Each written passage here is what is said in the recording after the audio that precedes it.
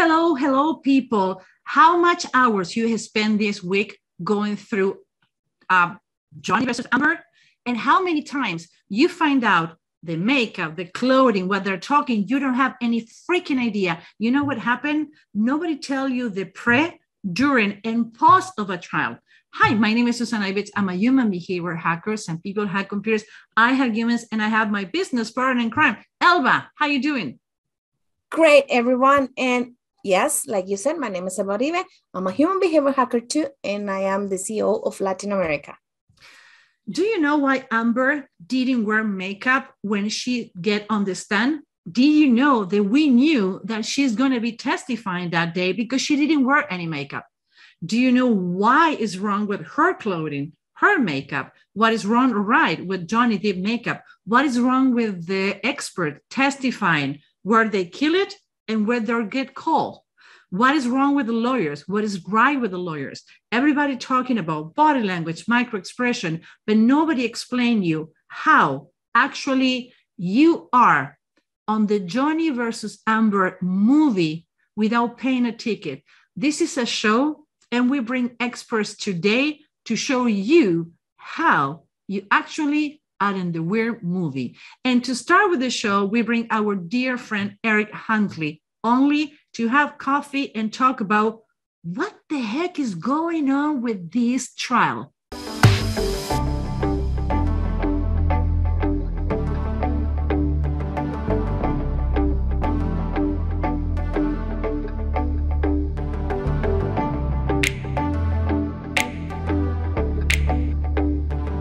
Hi, Eric. How are you doing? And thank you for being our guest today. I feel like the roles are changed, and we are live. I'm gonna say it. Awesome. Good to see you. Happy to be here. Happy to see you all grown up and being the host now. It feels weird. I always your guest, and I enjoy that so much. But today we're going to talk about something different.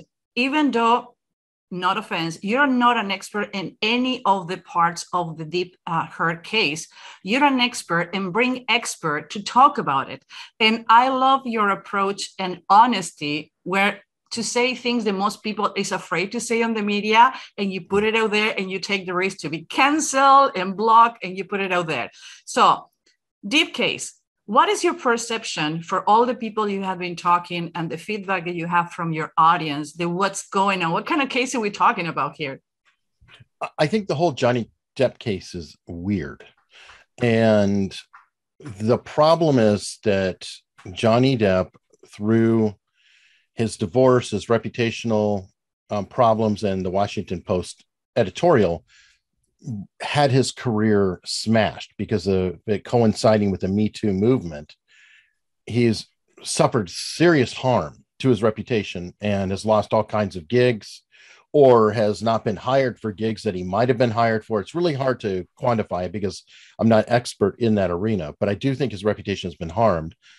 And to get it back, now this is where it gets really tricky, because he is suing Amber Heard for defamation for writing a Washington Post editorial about being the face of domestic abuse 2 years prior, which implied it was Johnny Depp. She actually never said it was Johnny Depp, but anybody with a half a brain knows that, yes, this is Johnny Depp.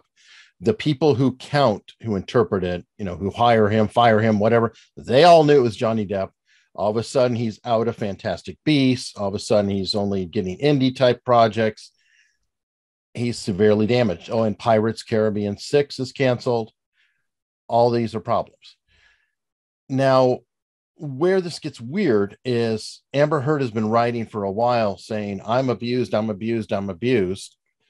And there are very serious questions on who was actually abused.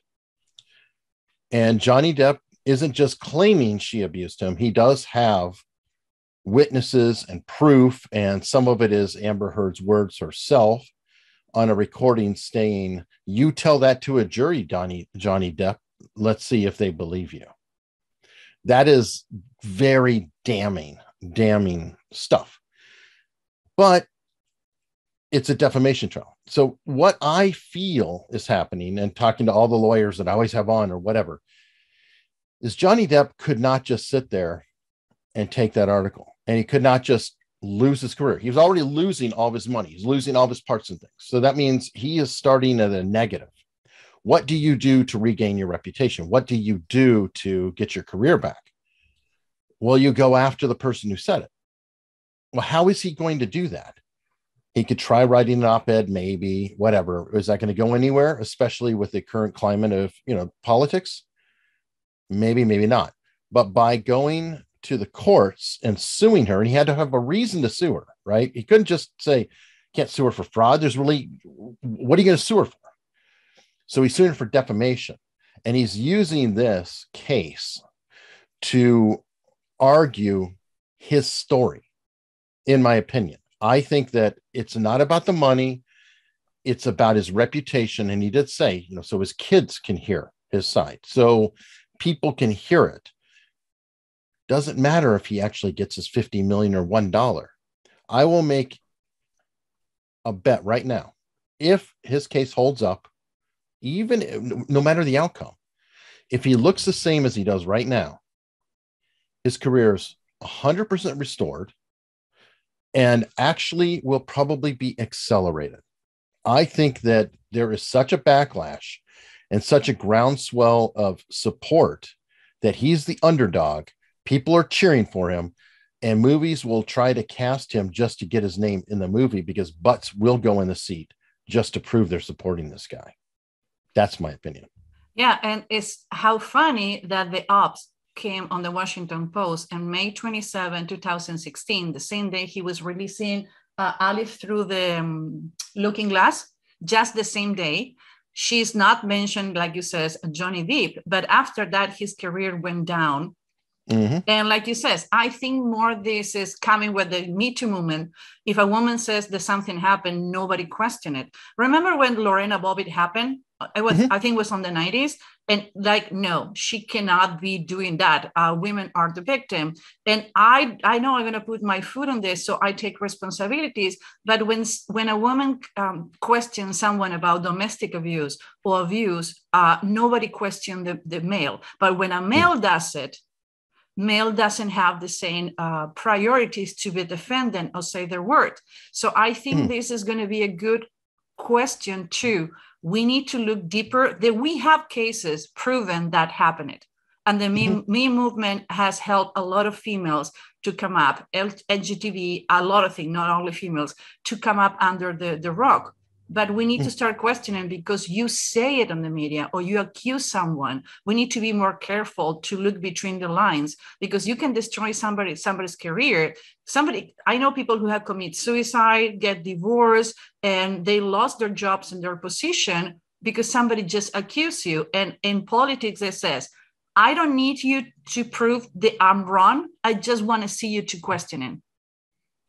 Yes, and I would go further, though, and say she is potentially, if this is proven against her, see, I'm getting that legalese in there, despicable in her actions, because it is not only harming Johnny Depp, it is actually harming the entire Me Too movement. Mm-hmm. It is a case to where it will cause people, when they hear about another victim, a true victim, to suspect it. And as an example, and by the way, this is already happening in the public eye. You can see it happening. Marilyn Manson is under some scrutiny right now. And it is another Me Too situation. And early on, it was pretty much, Marilyn Manson's not, you don't want to be Marilyn Manson in a case like this. It's kind of like being Ron Jeremy or, it's like, you already have this image, this darkness image and all that. That's not helpful. However, with this going on right now, especially since he's Johnny's friend, I think people are starting to go, I wonder if that's true. I wonder if he has a case. And by the way, I don't know the case at all, but I do see a perception shift already happening here. So Amber Heard, if she lied, and it appears she very well may have lied, has done damage to his reputation. She has done damage to the Me Too movement. She has done damage to potential victims out there everywhere. And again, that's despicable. What is the testimony you like the most and the one who you like the less? I haven't been able to catch everything. I think that obviously Johnny Depp's testimony was quite remarkable to watch. I liked his friend, Isaac Baruch, who was very, very funny. There's also I don't know who he was, but he was a guy who was vaping in his car. Oh my God, that was I think it was a bodyguard, somebody. No, he's a doorman or something. I think he was driving, vaping. I think that put a cause of humor in this situation. But also integrity. It's just kind of he gave the vibe of, oh my God, I don't want to talk about this anymore. And he even said that I'm over it. It's 2 years. Stop, leave me alone. That I thought was remarkable. One thing I noticed about this case is that Johnny Depp's staff seems to stick around, and I don't see a lot of people now. Defense has not launched yet. No, don't know that he could have many, people who have a grudge at one point or another, but all the security guards seem to be there for like 9 years, 16 years, 20 years, really long-term employees and a lot of long-term people. And that actually makes, it bodes well to me in terms of witness testimony that it's more consistency on his character. Like, he does drug, party, he drink too much, he pass out. But even though people he worked with, it wasn't needed to go on the media and says we vouch Johnny personality and how caring and how respectful, and all his ex-partners has been talking about how he caring and sweet.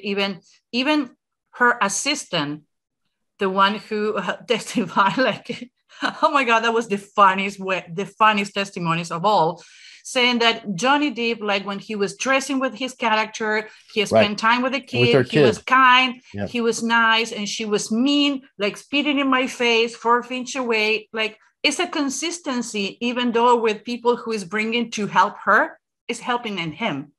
Yes, and that's something that I think does stand out a lot. You do the body language and everything, but I always try to, listen for the dog who didn't bark.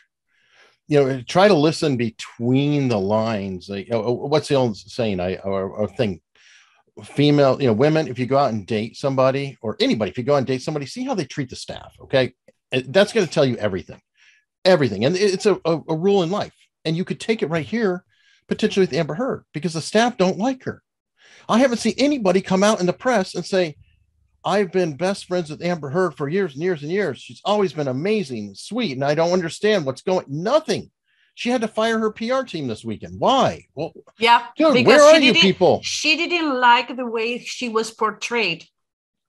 So get out there, get the message. That's what I'm saying.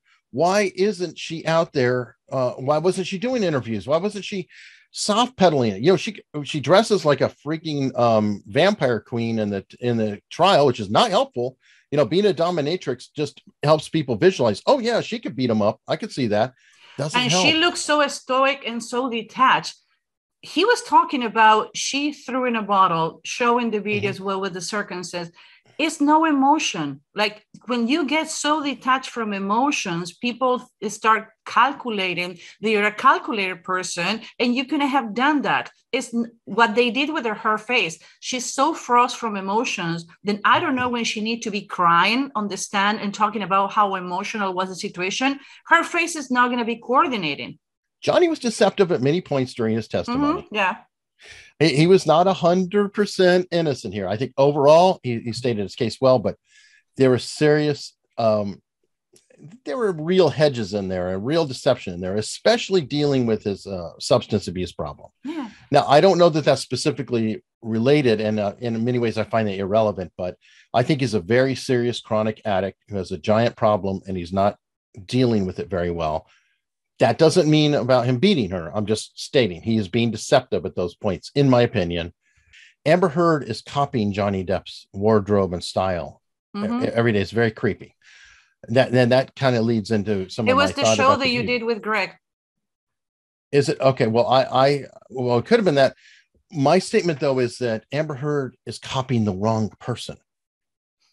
Amber Heard needs to be copying, and I think she did today.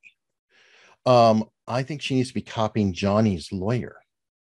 not Johnny. Did you his see lawyer? Because she's an attractive female with a professional outfit who's not too sexy to make women jealous, but looks attractive to make men want to be around her. She's dressed perfectly. Johnny's lawyer. And I'm like, copy her. You see the relationship. We did a video last week, and how is the interaction with Johnny with the lawyer, and what is the interaction of Amber with the lawyer? Actually, when she came to the court, she was about to kiss him, and she didn't even touch him and put the hands to put it away. And he walked between the lawyers and sat by herself like stoic.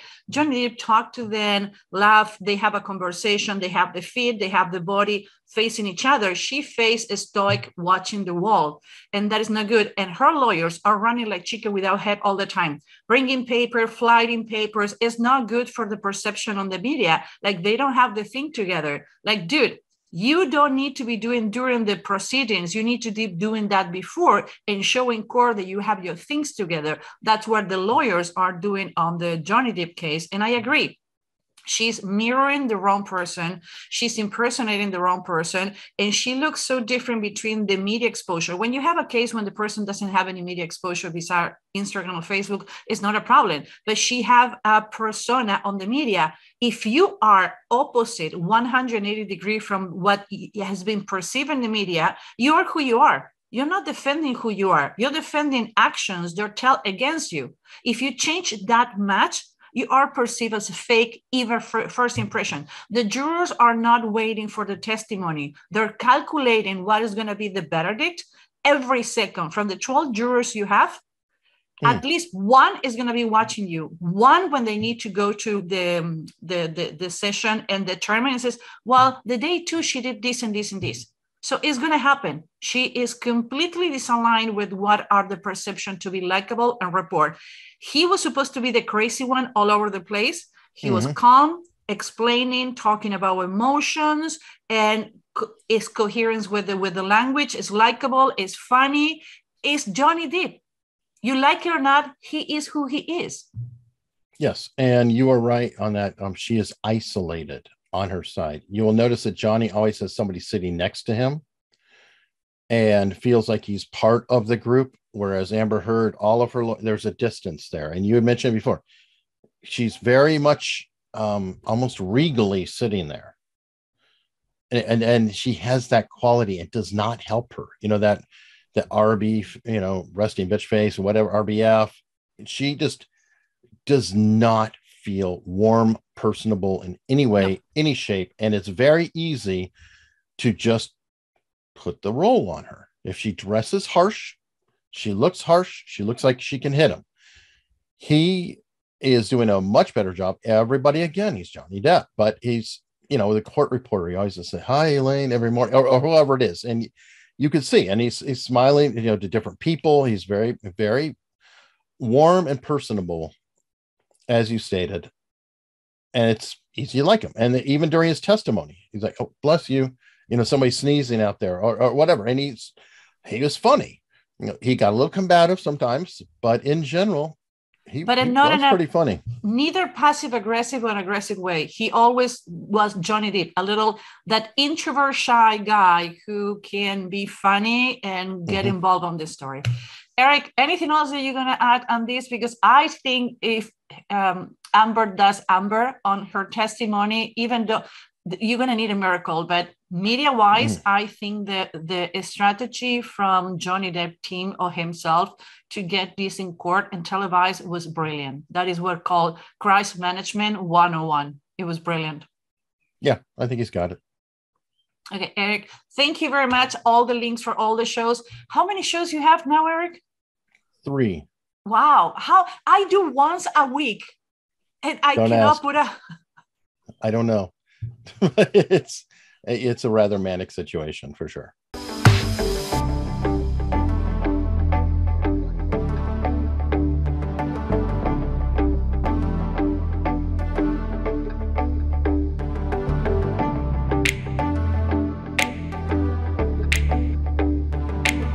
Eric, again, thank you very much for this conversation. I know that you were super, super busy.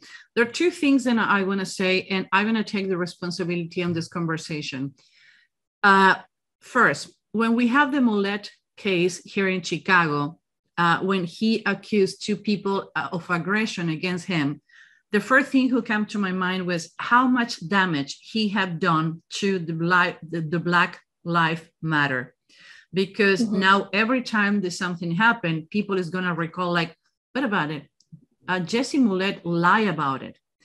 Doesn't matter what happened in this case with Amber Heard and Johnny Depp.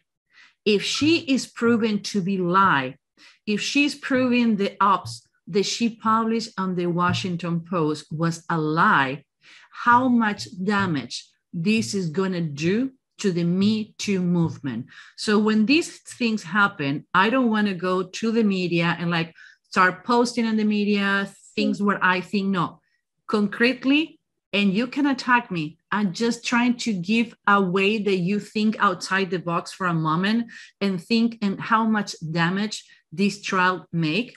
I do know that a lot of people maybe gonna be coming forward their own views, no matter the gender, the race, or your age. But my concern is how much this trial is gonna be a precedent from people who want to present a real case. And they says, well, if Amber Heard lie, you can be lying too. Elba, do you have any opinion? Because I don't want to put you in my mouth. This is my personal opinion, Susan Ibitz. No, yeah, I agree with you. And you know what? It's funny because even can happen to in my country, Guatemala, because I think in some point they didn't think that he is going to say, I have the abuse too, because people doesn't believe you. It's like people don't believe you because he's a man telling that. And I remember that once I was so close to a divorce, and not mine, my cousin, but and we went to the trials and things in the courts, and there was a man just crying. And I remember his face and I remember what he said. And he said, she is beating me. And the woman said, I cannot believe you because you're a man.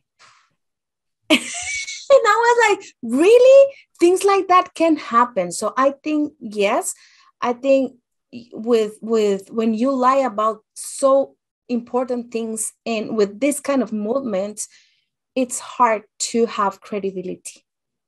Yeah. And at this point, let's put it this way.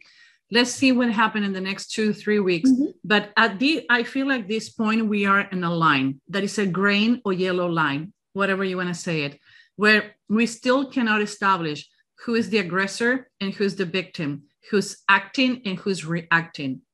So we're going to need to listen a little more. And at the end, we're going to talk with Natalie Harris, the lawyer that we have, the expert today, who specializes in media and defamation, where this is not about the law. The lawyers make a really compelling case to take this to the law. But I think what Johnny Depp did is where he was defamated, when he was destroyed, he's put in the scene. This is the new screen for Johnny Depp to show that he didn't do it, that he's a good character. In the media, he's winning. Now, my concern is the jury is going to attach what the judge says. Do not Google, do not go to the media. Come on, they're going to have a week. They have family, they have friends. They're going to be talking about it. So when they see that he is more likable on the media, when they see that people is attacking her and not him, I'm really afraid of bias. Again, I'm not talking about favor and against anyone. I'm talking about the law.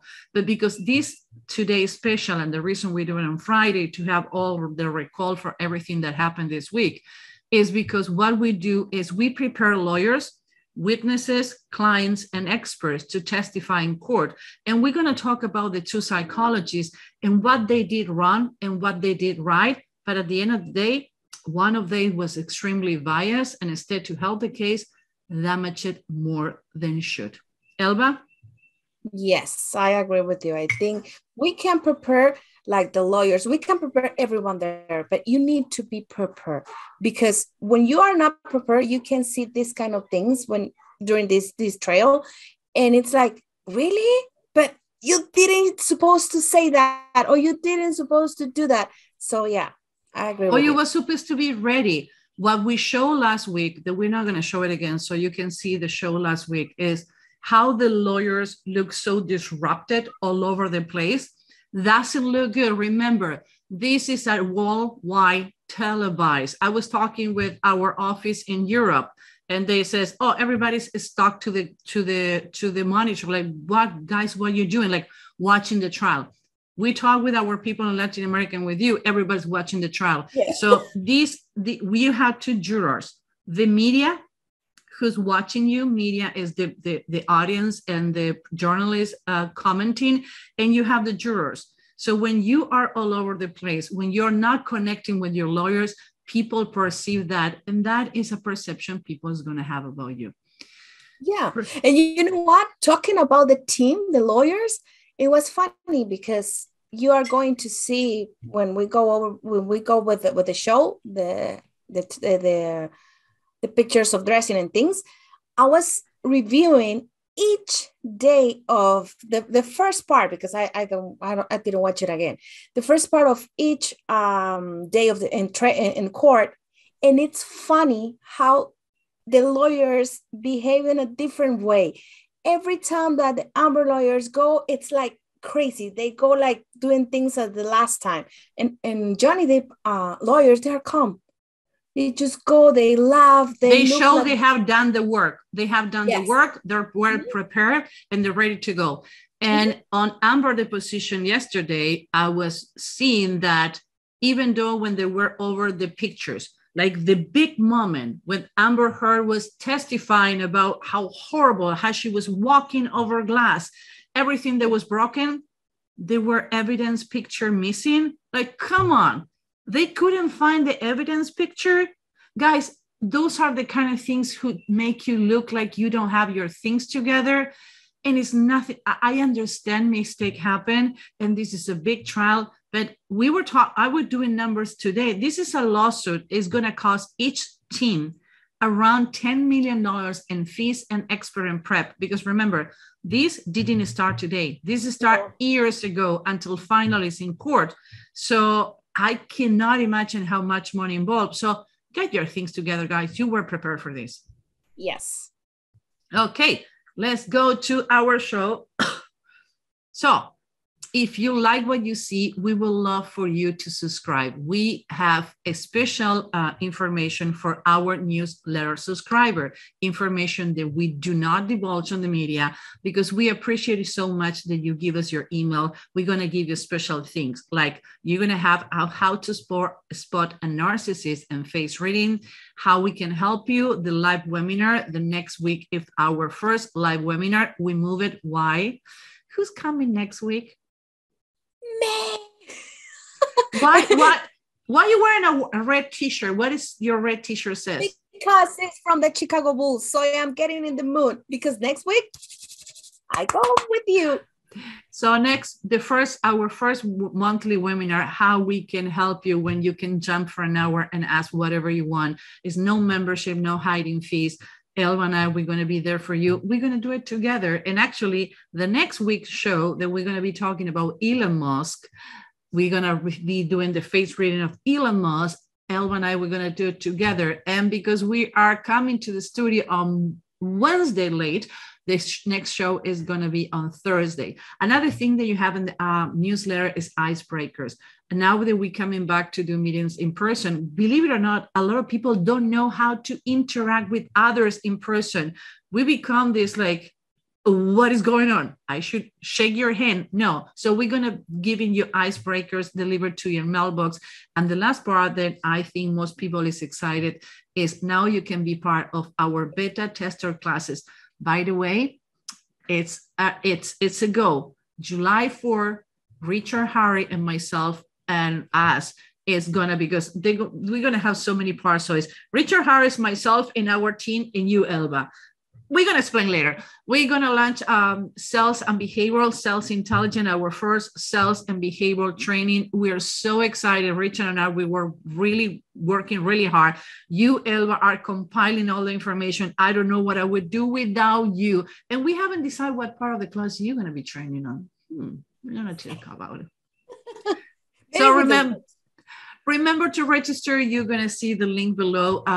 if we promise it's going to be one mail a week. It's only to simplify so you have all the information on your mailbox. Yes, we're going to be talking about the show. We're going to give you all the information. We're not going to use it to bombard it. I hate when somebody asks me for my email and suddenly I have 5 emails a day. No funny. No funny. Okay.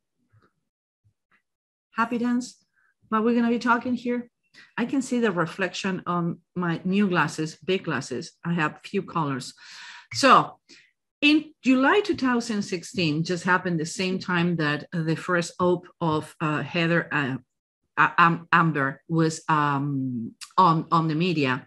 She was told by Dr. Julian De Silva in London, who's a plastic surgeon, that based on the golden radio, Greek-based number P of 1.68, she have a perfect face. And we talked with Eric Hunley and a recording that we did on last Monday, that she doesn't have near what is a perfect face. And Elba and I, we come out with the idea to talk. We're going to do a special when this craziness finished about all the faces there has been considering perfect faces on the golden ratio. What we're going to do is we're going to do the symmetry. We're going to use the same measurement they use to show you neither of these people, neither of these ladies have a perfect face. We don't take away they can be super sexy and attractive, but they don't have a perfect face. So when we do symmetry, and I know it look weird when we do the symmetry, and I'm moving the box, so I'm gonna keep looking that way when the camera is here. What's going on with these faces? And to make it easy, because when we divide it another way, Elba and I, we give you a hard time understanding what happened with the face, is the right side of your screen is the personal side with the heart, and the left side of the screen is the business side. What we did is we take the line the Dr. Silva used, we cut it, we duplicate it and mirror it. So now you have 2 right faces and 2 left faces. And I talk a lot. My nose is watery. So Elba, it's all yours. First one is yours. Yeah. Thank you. Now we can see how the two sides of the face. Now they talk about she has the most perfect nose and chin. And if we can see here, you can see both pictures, both sides. She's not having the perfect nose. Why? Because in her business side, it's smaller, really small, meaning that she works a lot. She's about by doing the work and things, but it's not the same in her personal. In her personal, it's more the style. It's more the glamorous. It's more the shiny ball syndrome and money. I want money and the shiny ball syndrome. I go behind things that are shiny and I present myself in a shiny, more exposed. I would say self-care and self showing. I don't want to use the word narcissist because I have a bad rap, but in more an exposure way that look how good I am. But in her business has nothing to do with that. No. And when we were talking about this and I saw the face, I was like, really? What they talk about the perfect nose? It's not the perfect nose. If she has a perfect nose, it should be a coherence between the two sides, but it's totally different. And okay, I'm going to start with, like, you point so many things. So I'm going to let you finish with the chin. And we're going to start talking about all the differences and why, based on the University of Edinburgh, beside another studies done. Remember, this study was done for 93 years. They followed 292 people for 93 years. Longest study on the story of humanity and behavior done ever. Obviously, different teams follow with this research, but because only one team cannot do it, but it's amazing. More asymmetric, more difference you have between one side of your face and the other part of your face, more volatile and unstable you are. And we talked about this last week, that people get so fascinated. And because now she's the one who is on the depot, we're going to go for the chin is yours, my love. Yeah, you can see the chin. It's not the same. even it's you can see it's more like it's smaller that in her business side, and if it should be like coherent, like more like to be like the same in both sides. So let's clarify something so people don't get confused. Yeah. In her personal side, she had pointy chin. So yes. One thing is the size and another thing is the shape. Because if I see these pictures without untrained eyes, and Elba, you and I, we have the same problem. We've been doing this for so long that we forgot to explain and have people like, what are you talking about? That chin is like, I'm sorry, we're talking about the shapes and the size. So one thing is the shape, straight, round, and pointy. And another one is the size of the chin. So can be big and pointy and can be small and pointy. By the way, if you find somebody who has small pointy chin like she have on the personal side, run. Yes, because the critics, no. I don't want to be there. I don't want to be there, even to talk to them or they talk to me, because everything is going to be about critics and like really sensitive about that. So no.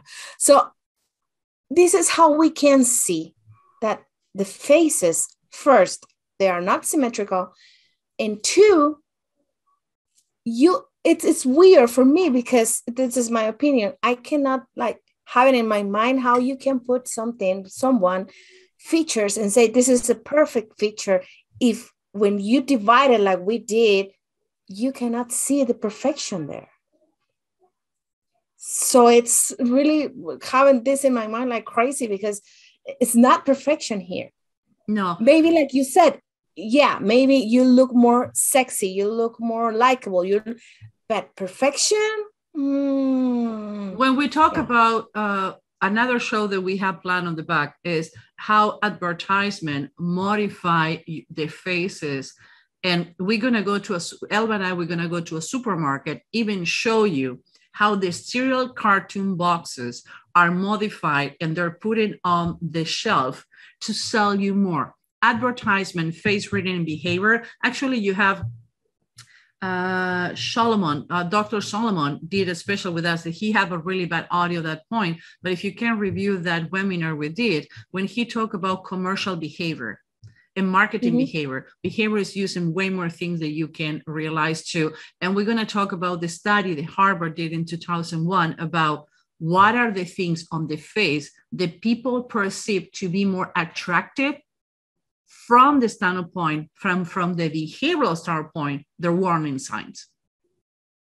Yeah.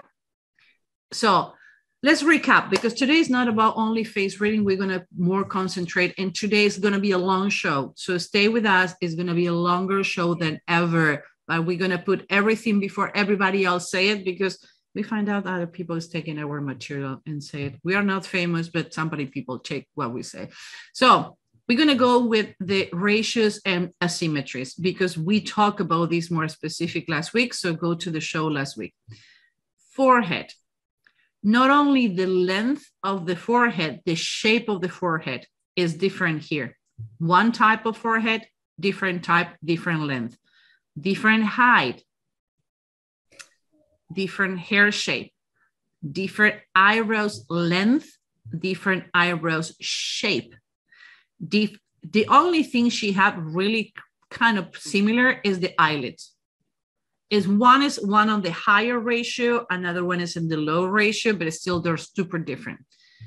The distance between the eyes, the shape of the eyes, the lower eyelids, they're different. His is straight, his is round. On her personal life, she doesn't trust anyone who makes sense with what happened. When I don't trust you, I don't trust you. The nose is different. The cheeks, the tip of the nose, the nostril, this lip, this lip, this lip, this lip, the jaw, the jaws, no existent, the chin, shape and size. And you want to go to the ears, even though in this, on her personal side, you cannot see how stick out are the ears, are different. How many features we're talking about here? More than 15. You have a person who's going to be volatile and is going to be flipping One day is going to be the sweetest person, and the next one is going to be like crazy. Elba? Yes. You know what? I was thinking in one thing right now. I don't know in the States happen, but here in Guatemala, the newspapers has a part there that it's like for entertainment. They have a lot of things there, but they put like gossips and things. But they put one part and they tell you, look for the 5 difference between these 2 pictures. And right now, when we are talking about the symmetries, it looked like that. Look the difference between these 2 pictures. So yeah. Maybe we can do that before somebody else take our idea. Maybe we can start publishing pictures and says, tell me 5 difference between one side of the face. Okay, next week we're going to start another homework. The team is going to hate us. Every time that you and I, we get together, we come up with new different things. And like, you two cannot get together anymore. And after you coming here to the States for a long couple of weeks, I don't know what else we're going to come up. So to understand, it's not bad to be asymmetric. All the faces are different. My face is different. Elba is different. Everybody in our team is different. Is the asymmetry, how many asymmetries you have and how they're combined. And in this case, it's not a good combination because even the white of the face is different. Only to clarify, we do not modify pictures. We don't Photoshop pictures. We just cut and mirrored and put it together. Because when we did the show with Eric, people like, oh, doesn't look good because the head is tilted. So that's where you're constructing the reality. Like, no, you can say whatever you want. I can prove you. Elba can prove you. We can prove you that this is not modified. Elba, anything else regarding this before we go into the lawyers? No, let's go to the lawyers part. Okay, somebody's too excited to go to the lawyers. Yeah. To show that you are not on the trial. Okay, before that, we so appreciated that you are here. We will love for you to subscribe and share. And don't forget to hit the bell because we're going to start having more videos in, I think by end of May, we're going to start recording more videos and we're going to have more material. Again, it takes a long time to produce all the material, do the show. You cannot understand. We haven't slept with Elba gathering all this material. So it will be a tremendous for us. We gain a lot of new subscribers. We have a goal by the end of the year to reach certain amount. So you have this information for free, like most of YouTubers. So work with us, help us to grow. We will love it. We appreciate it. So Google, if you're not in YouTube and you just landed here by mistake, look for Susan Ibitz, a human behavior lab. Again, subscribe, hit the bell, and we cannot wait to see you every week here. Now, we're going to talk about lawyers, and we're going to talk about the faces of the lawyers and how they interact between Amber and the lawyers and Johnny and the lawyers. But before, we have Natalie Harris. A huge shout out for Natalie because I lost electrical. We need to modify the date of the recording. She was like so cool to go over. And when everybody talk about defamation and like, oh, wait, now I'm going to make a defamation case against my ex. I'm going to make a defamation against somebody who tweets something about me. Mm-hmm. There are parameters about defamation that you can do. Why, how, why the jury is not showing, actually is by law.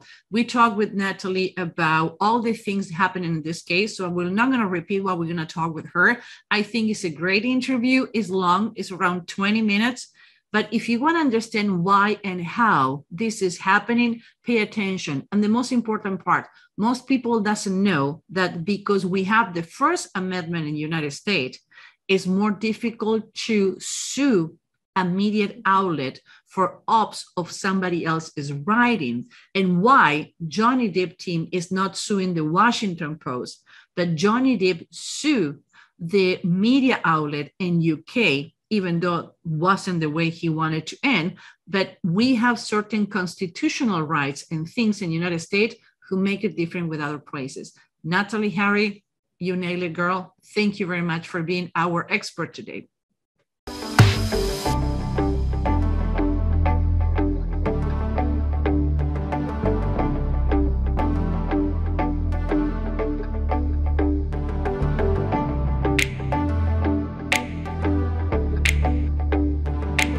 we have our expert and everybody's talking about law and significant on the law, what happened on the court. But the truth to be told, a lot of people don't know what they're talking about. So what we do in our show is talk with the people who really know. Natalie, thank you for being with us, and tell us why you're an expert and what happened with defamation and the court today. Sure. Well, thanks so much for having me, Susan. I appreciate it. Who am I and why am I here today is because I am a specialist in defamation defense litigation.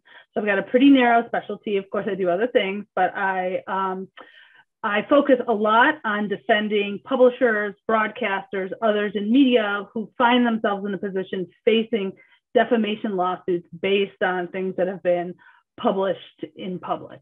So obviously the world of defamation has gotten a lot sexier lately, if you will. I feel like everybody's talking about who's saying what, who's getting sued for what they say. I will say, clients are very much interested in our reviewing content ahead of time to avoid these situations. But obviously when you have a celebrity defamation trial going on, that's interesting to everybody. But, as you mentioned, a lot of people are paying attention to what's going on court TV and watching the testimony, but aren't particularly clear about how we got to this point. You know about both the media circus that is happening now, because it's a circus. That's the reason we are attached to the monitor. Before I record with you, she was giving her first testimony was like this way. Like, what is wrong with me? And you know about defamation. So first of all, why somebody think they have the right to make a lawsuit on defamation? Because you can say whatever about me, but doesn't mean that I can take you to court. Well, so that's a good point. And people often say, well, it's a free country. There's a First Amendment. There's free speech. I can say whatever I want. And for the most part, that's true. But every state has, this is a state-driven tort. Every state has a statute or common law that defines what defamation is. So defamation can be either spoken or written, and it's defined as a false statement of fact. And that's really important. It's going to be important in this case in connection with why they didn't sue the media. So it can't be an opinion. You can't be sued for an opinion. And it has to be defamatory, which means that it has some harm to an individual's reputation. Traditionally, there are several categories of harm that are called defamatory per se, which is almost sort of an automatic assumption that if someone says something false about you that falls into one of these categories, then it's presumed to be harmful to your reputation. That includes being accused of a crime, being accused of being bad at what you do professionally, being accused of lacking integrity at what you do professionally. There's some other categories too, but they're a little bit more archaic and aren't as common. Particularly in the Depp case, obviously what we're talking about is an alleged accusation of abuse. In other words, Amber Heard wrote in the Washington Post op-ed that she was a survivor of abuse. Interestingly here, she did not name him in the I was about to say that. Mm-hmm. She doesn't, okay, and during my marriage, she was actually in the filings for divorce or finalizing the divorce with him. First, second of all, she didn't mention him. So some people says, well, it's not defamation because she didn't mention him. She made it explicit, but explicit enough. So that is a yellow or gray line. We're like, okay, what was the legal aspect of that? It's very interesting. So the legal concept that you're addressing is called of and concerning. That's how we talk about it when we're making the argument in a legal brief. And the requirement is that defamatory speech has to be of and concerning the plaintiff in order to state a claim. And you have to be able to prove that it's of and concerning the plaintiff in order to prevail. So in this particular case, the argument is that while she didn't name him, anyone who read it and knew her story knew that it was about him. And if you can demonstrate that even though the person isn't named, if they're described in such a way that it's obvious and that you can prove that people who read this knew that that's who it was referring to, then you've met the burden of and concerning. So just leaving someone's name out or disguising someone's name doesn't necessarily insulate you from a claim if the person who you really are meaning to address can demonstrate that people who read it or heard it knew that you were referring to them. Now, it's something going on in this week since we talked last time is that some people are saying like, well, the Washington Post used a journalist that she gave the story, she wrote the story, and the only thing she put is the name. So a lot of people is asking why the Washington Post is not part of the defamation case, since it was the channel. Apparently, she didn't write the ops, but she approved it. When you sign something, that's when you go to a lawyer and you're going to do a deposition, you did it or your lawyer, you sign it, you're done. So it's a compound question, but I think it's related to everything because nobody's bringing the Washington Post as part of the defamation case when he already did that with an UK media before. So there's an interesting distinction that you've hit on, which is he brought a case in the UK against the media. One big difference between the UK and the United States is that there's no First Amendment, right? So being able to pursue a claim against the media in the UK is much easier. That being said, he didn't have much success. But I think it was certainly a strategic decision on behalf of Depp and his lawyers about why they decided not to sue the Washington Post. And the answer to the question, could they have sued the Post? The answer is absolutely yes. That in the US, the way it works is that you are liable for republishing something defamatory. Now, there are some strictures about what you had to know when you publish it in order to be liable, particularly if the subject is a public figure or public official, which is the case here. But in answer to the question, could they have sued the Washington Post? The answer is absolutely yes, which leads us to the question, well, I wonder why they chose not to. Why didn't you include the Washington Post? It may be as simple as the Washington Post has an entire stable of lawyers who are absolutely dedicated to defending this kind of suit, right? And that's going to be a difficult proposition, particularly when Johnny Depp and his lawyers know that he is a public figure, meaning that he's going to have this really high burden known as actual malice. He's going to have to demonstrate that the Washington Post knew or should have known that the statement that he was an abuser implied was false. And that's a lot harder to do than it is to demonstrate that Amber Heard, the person who is claiming to have been present and experienced the conduct, knew or should have known it was false. So with respect to the Washington Post, if they cannot demonstrate that the Washington Post had evidence that she was lying or was sort of offered an avenue towards evidence that she was lying and decided not to explore it, if he can't do that, it's a dead bang loser against the Washington Post. There's also the idea that in the Post, her particular piece was in the opinion section. And if you'll notice, I found this very interesting. Yeah, that it's an opinion. I've been abused by my former partner. I'm a public figure. My partner is a public figure. I'm putting myself on the Me Too movement and a victim and ruin for every. I don't pretend you opinionate that. It's my personal opinion. Ruin important improvement in everybody who has been abused in any way, personal or work-wise, saying the opinion, but it's in the opinion section. So it doesn't matter. It's not value. No, here's the way it works. There's no rule in the US that just because you qualify or tag something as an opinion or because it appears on something that says opinion, that it's immune. That's not the way it works. The way it works is that there's a series of factors that you look at to determine whether or not something qualifies as a factual statement or as a statement of opinion. And I assume that Depp's lawyers realize that one of the arguments that the Washington Post would make, which is slightly less compelling for Heard, although I think she could make it too, is that, listen, this was on the opinion page. So anyone who looks at it in the context of it being an opinion page understands it not as a factual allegation against somebody else of sexual abuse. What it is, and you'll see, I found it compelling, the last paragraph says, I want to ensure that women come forward to talk about violence and that they receive more support and that we're electing representatives to know who do care about these issues.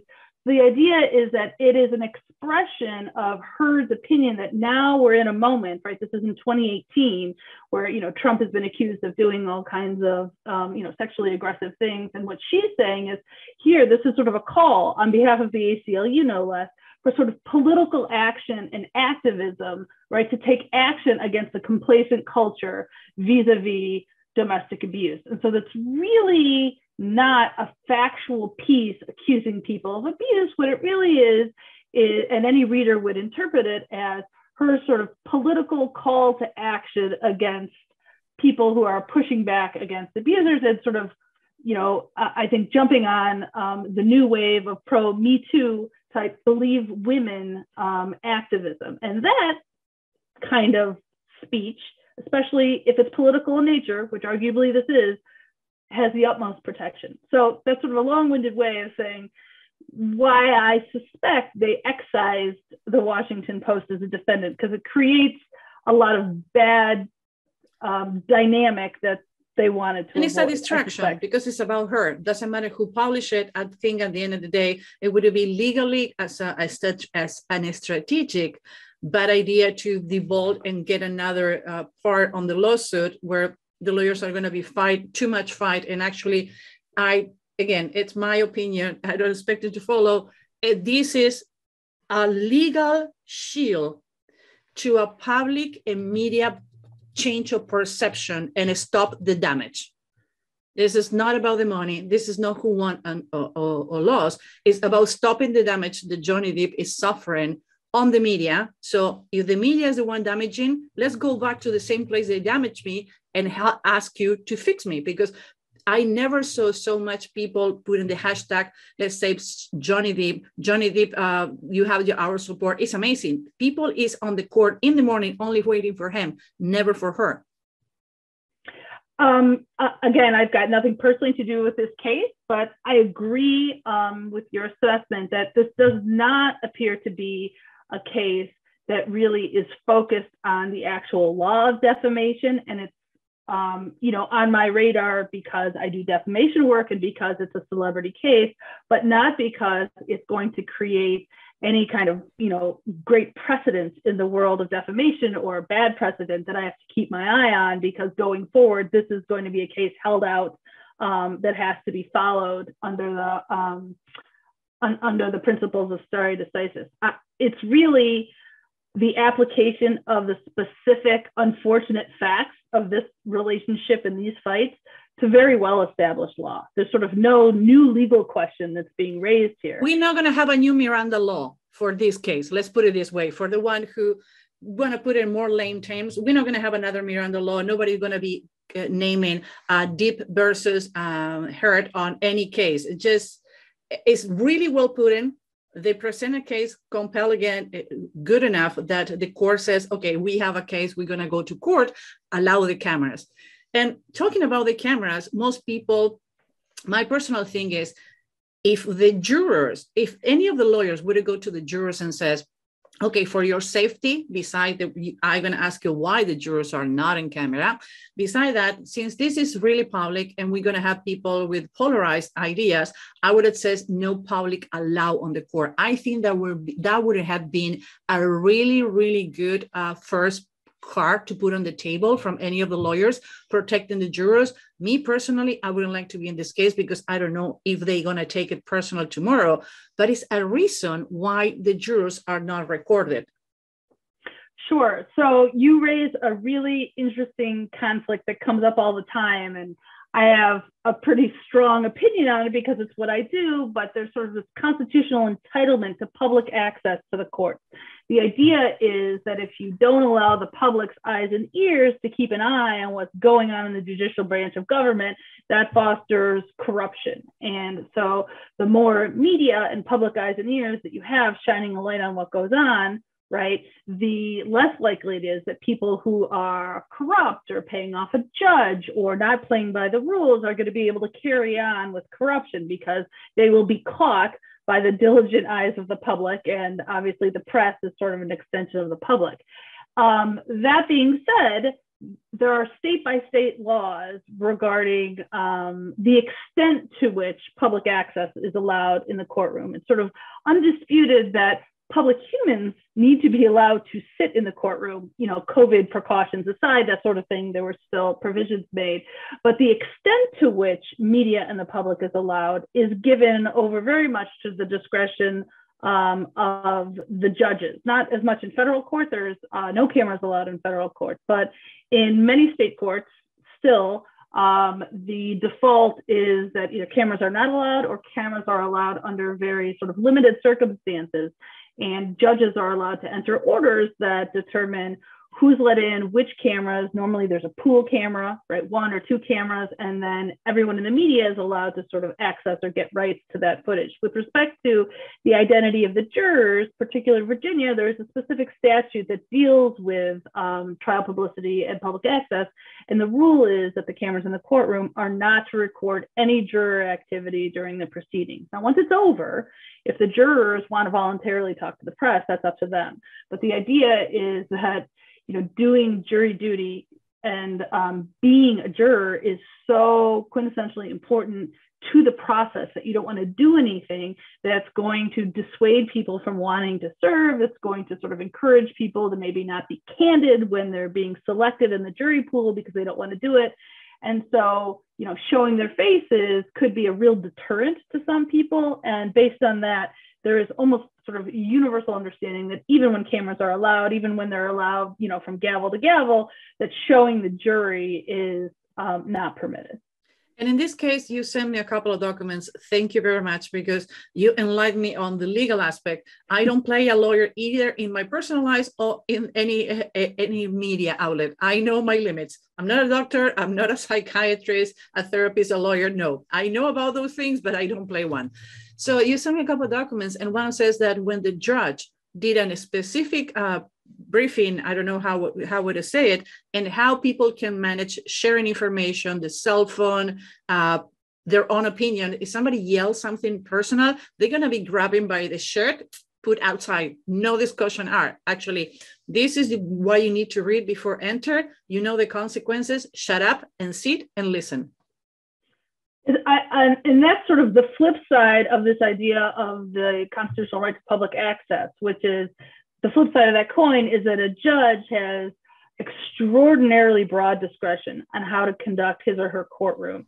And that's because the process cannot function if there is disruption, if there are distractions. And so the rules are set out to allow a judge very, very broad leeway in what he or she allows to be said and done. And there's a strong ability to enforce. So if somebody, you know, shouts out or violates the media order that I circulated, not only do they get tossed out, if someone wants to, they can also be held in contempt. It's violating a court order, meaning that you could get a body attachment and, you know, be held in contempt of court, which is no small deal. So there are very strict ways that a judge can enforce their broad discretion in how they run the courtroom. And it often runs up against the media and public interest in access and full disclosure. So a big part of what I do is threading that needle and pushing back on behalf of the media, asking the courts to give up more, fighting when things are sealed or secret.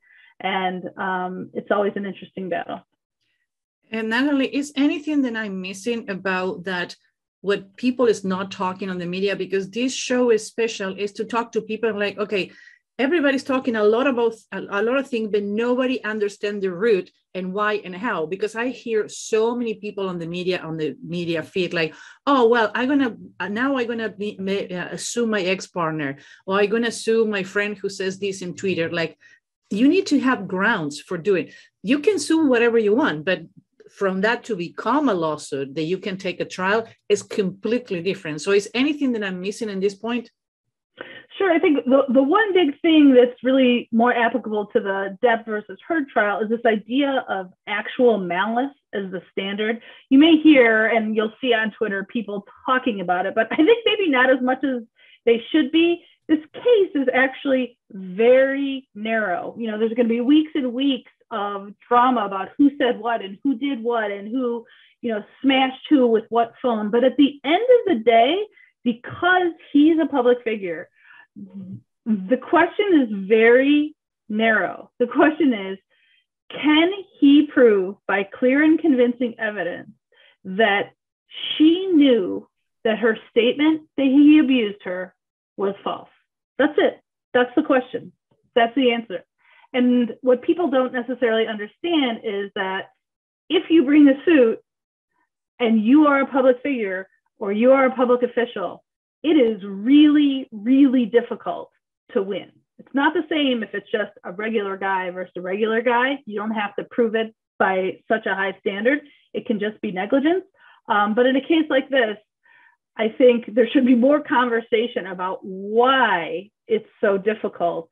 And also, why is he really bringing this case when it's probably going to be hard for him to prove or convince a jury that she is lying?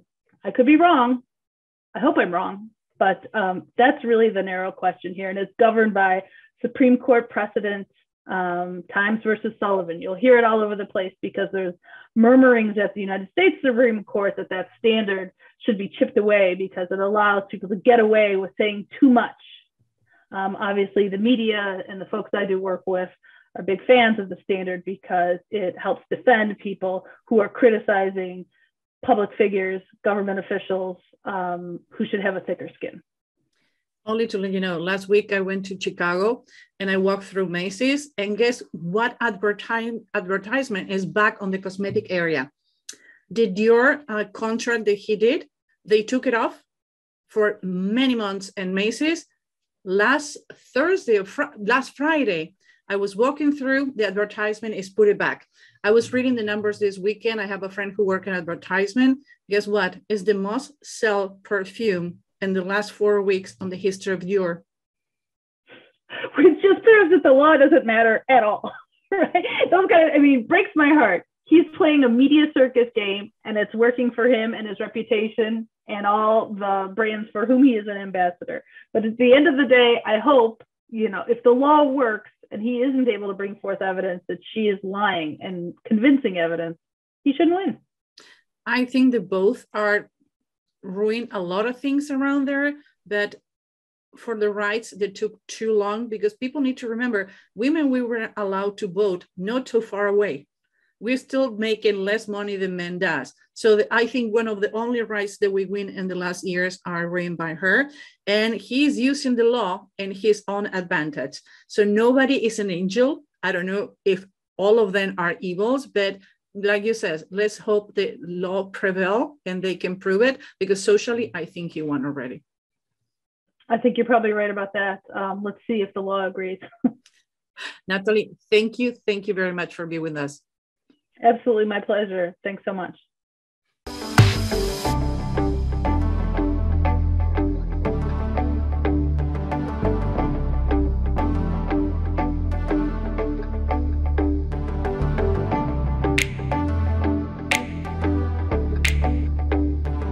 Okay. Any comments, love? Yes. You know what? It's really interesting to understand what is a defamation and which are the things, like the parameters to say someone is defamating me. And it's funny because we thought like we are like, we can talk whatever what we want is the same in every country in the world, and it's not.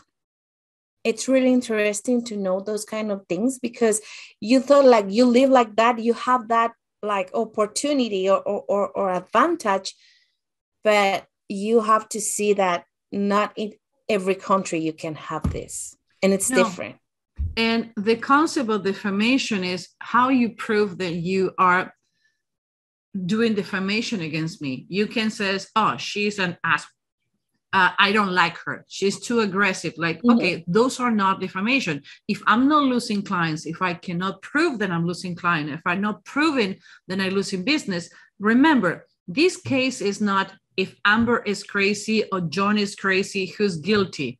If they can prove the Amber lie when she was saying that he committed physical abuse, and if she knew that she was lying because she didn't understand the differences. But in this case, to the fact that Johnny Depp lawyers put such a compelling case to put it out there. And by the way, Natalie sent us all the documents, the originals from the lawyers, the presentations against the court, why they were approved. It's crazy. Amber is defending herself and Johnny is explaining why. And I think it's a constant during all this trial. And what's crazy too is we talk with her and why and how and because of what the jurors are not sequestered, but are not televised and they're not on the media. And she brings us the legal aspect why that never happened. And in this case, the judge was really intelligent to make a presentation and what are going to be the legal standards for the public to get inside the courtroom who are personally wouldn't allow it, because I think this is too polarized for the jurors. Is too much exposure and it can be danger. But why they're not televised and what are the points that the judge mentioned, why if you are like, love Johnny, hate Amber, or vice versa, you're kicked out of the court no matter. Everybody who come to the court, they do need to know what they need to do. How they behave. So are you ready for the first reading? Yes. There were a lot of suspicions that she fired the first law team. And at a point, I was like, Elba, what is the first team of Amber? Like, no, Susan, she have only one lawyer team. Like, really? I was under the impression she fired. No, she fired the PR firm. Yes. So which one you want to take? Let's go for 5 points gonna make them strong and 5 points they're gonna make them weak.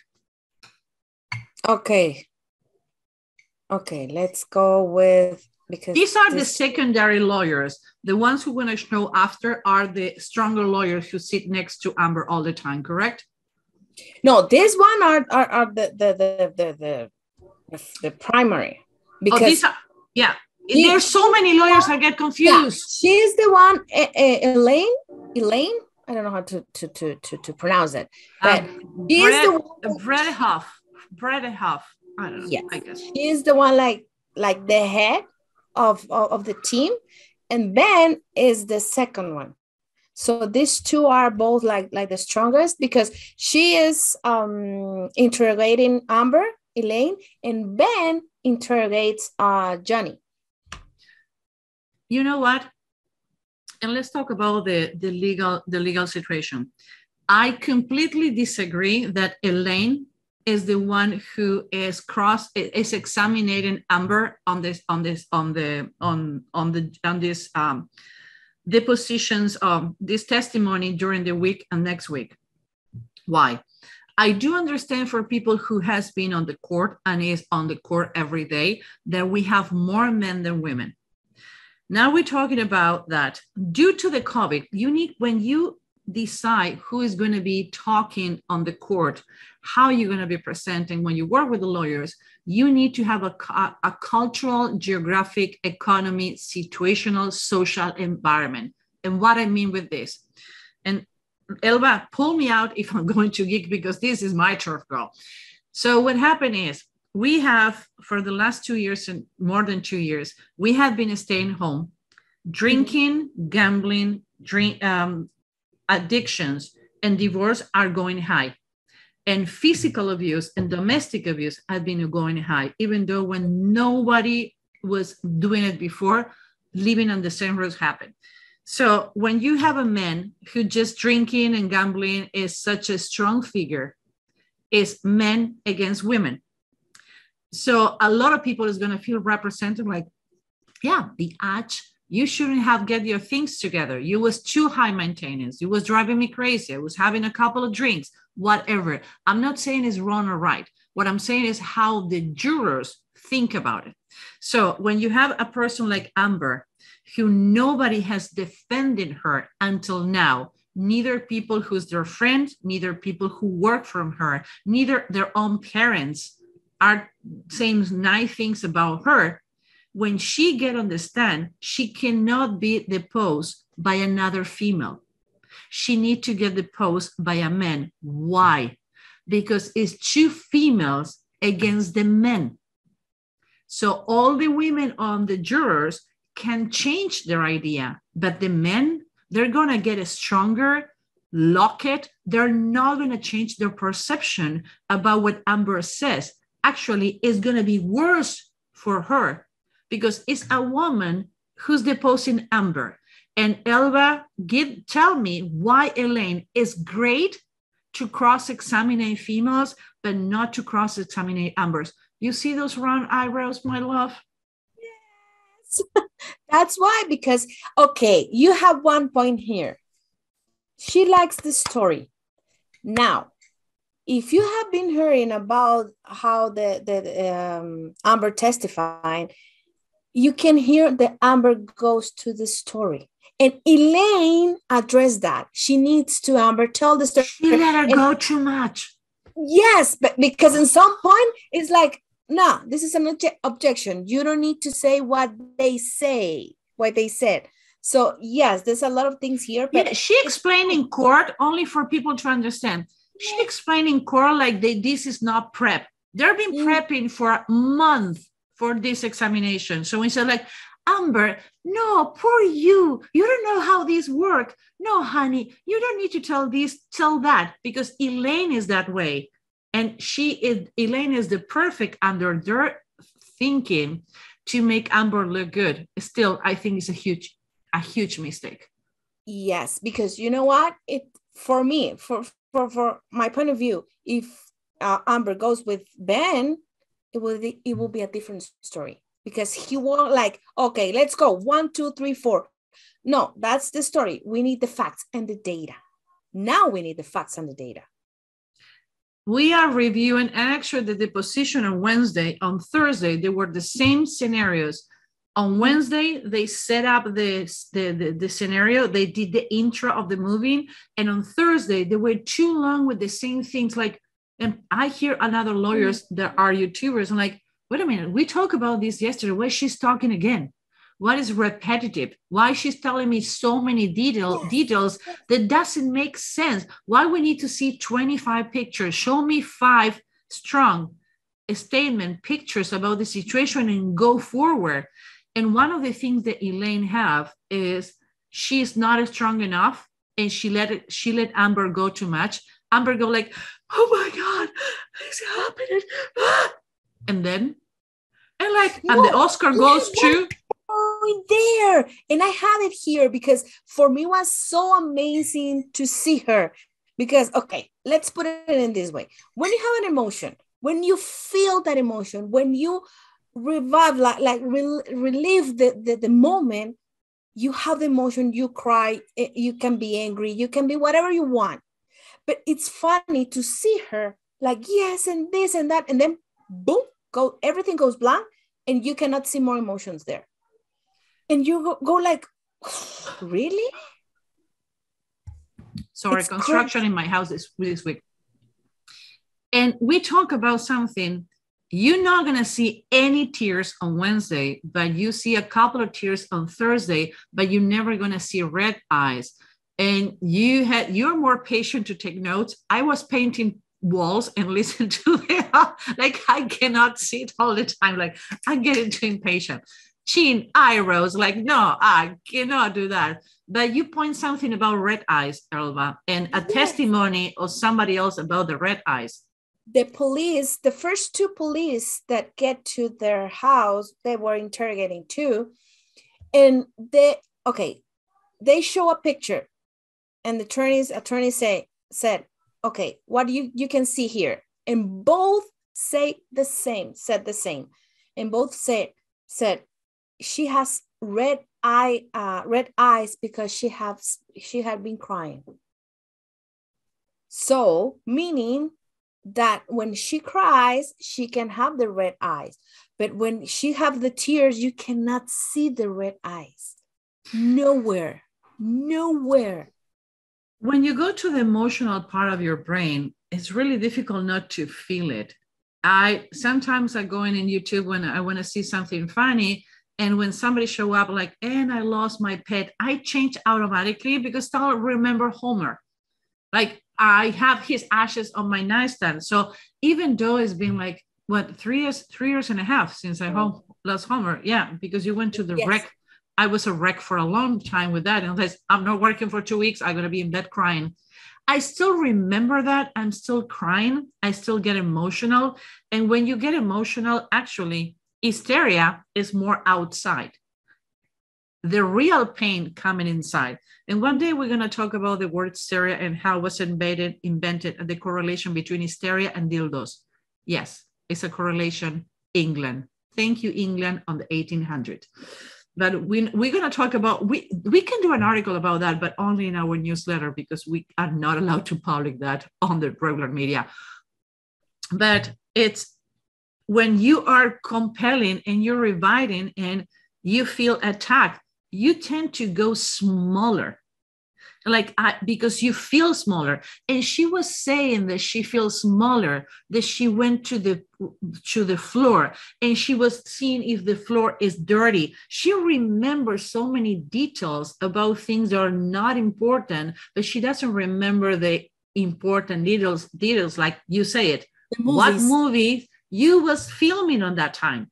Yeah, it was funny because she was talking about a lot of things, a lot of details. And in one point, there was 3 times they asked for a movie, for a specific movie. The first 2, she were like, and the attorney said, okay, you were filming the X and Y movie.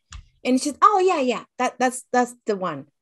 At the 3rd time, the attorney started with saying which movie she was filming. So if she's telling that she has been in casting and things, you cannot remember which movie are you filming? No, it's not going to happen. So I think that if they don't change the strategy to have either Ben or Adam, that we're going to show the other picture of Adam, to go take control, they're going to lose. Again, the judge says you have less than 30 hours to do to Amber testimony, for Amber to be cross-examined. So I think if Johnny Depp team, hi love, we have an extra today. Sorry. They want my phone to have the control of the TV. So yeah. Good call. You control the TV by your cell phone. So they're going to have less than 30 hours to Amber testimony, to have examination and cross-examine the witnesses. Now, if Johnny Depp team is intelligent enough, what is going to happen is they're going to do a lot of time on cross-examining Amber and cross-examining the witness to run out of her time to do anything else.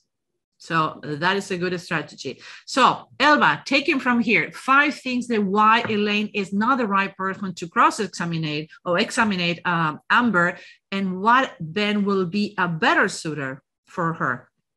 Because, okay, we talk about the story. She needs the story, and she communicates by the story too.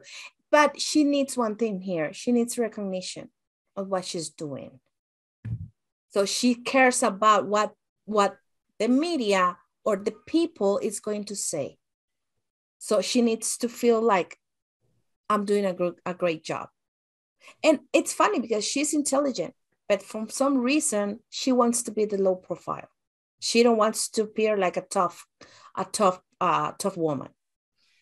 I'm going to ask the audience and yourself, Elba, put the hand on the right picture. Forget about Ben. Sorry, Ben, we're going to forget about you for a moment. Yes.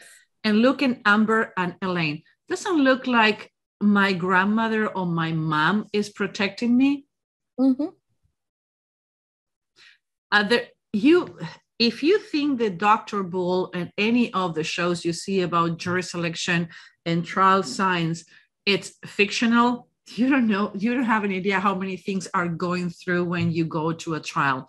So I think she's too sweet for Amber. Amber needs control. And since Amber have a problem, and we're going to talk when we have the psychologist, God, again, this is going to be a 3-hour show. Bear with us, watch it in pieces. We're going to talk about that. She have a problem with men. She have a problem with the men figure. So putting a man doing the examination of Amber would have been way more intelligent and winning the men's side and saying like, okay, she can take it. She can talk about it. And if the men would it help her to humanize her side of the testimony and win more female audience and female jurors. Yes, I agree with you. See, yes. So is anything else you want to tell me about Ben or Elaine? Yes, Ben. one thing that I have with him, it's like everything is a problem for him. He is going to see the problems. Everything is going to be a problem. If Amber said something, it's going to be a problem. But he has one thing here, and it will be a good thing if they use it, because he have the solution. So yes, everything is going to be a problem. He doesn't believe at the first thing, but he knows the solution. He knows how to solve things. I can bet, like, if he was interrogating Amber, he never be Amber let go too much with a lot of things that are irrelevant here. He goes to the facts. Yeah, and that, do you think that is missing? We have done trial. Actually, this morning, really early, we were prepping a client for testifying in court, and we're like, oh my God, this is going to be a long day. I don't want to talk about lawyers anymore. But we're talking about that. It's like the person we was prepping, it was all over the place. And Elva and I says, we need the lawyer who can nail you, who can ground you to earth. Because if you annoying people, the people who sitting on the jury, they don't want to be there, no matter what famous case it is. When it's a famous case, remember when the mafia and all those cases happened, nobody want to be there. I wouldn't like to be in such a famous case as a juror, because when this happened, you don't know what is going to be the repercussion. And one of the things they didn't do is sequester it. And we talked with Natalie why they didn't sequester it, the jurors, and allow public to come in. But I wouldn't like to be, because this is so polarized. You don't know the Me Too movement. You don't know if a new movement defending men is going to happen. We don't know what is the precedent of this case is going to happen. I don't want to be the person. No way. So having a man doing this, it would have been way better, because he would take her to the point. I need somebody like that in my team, by the way, so I don't talk too much. Ella, go for it. Yeah, so I think that's why I can identify with him, and that's how, because that's when I was listening, her testimony is like, oh, but what is the point here? You didn't answer the question. So yeah, and by the way, she is portrayed like the rebel girl who always get away with whatever she wants, whenever she wanted. So having a woman who looked like her grandmother, again, when you're going to give perception to the jurors, is the lawyers, is the client, is the witness, and is the expert, and the interaction of the perception. Yeah, grandma is having a conversation with me. Like, no, wrong dynamic. You need a man who's strong, who actually can have me more related to Johnny Depp. And by the way, to show the interaction between you and I don't think they put a man to examine her. And I hope the Johnny Depp lawyers do a minute cross-examination to see how she flipped. And if she flipped. It's going to happen. It's going to happen. Because she has been putting things out there. And you can see like, but what happened here? Because we were talking, and at some point she talks about, and she said, I didn't defend myself in that time. Okay. In which time you did defend yourself?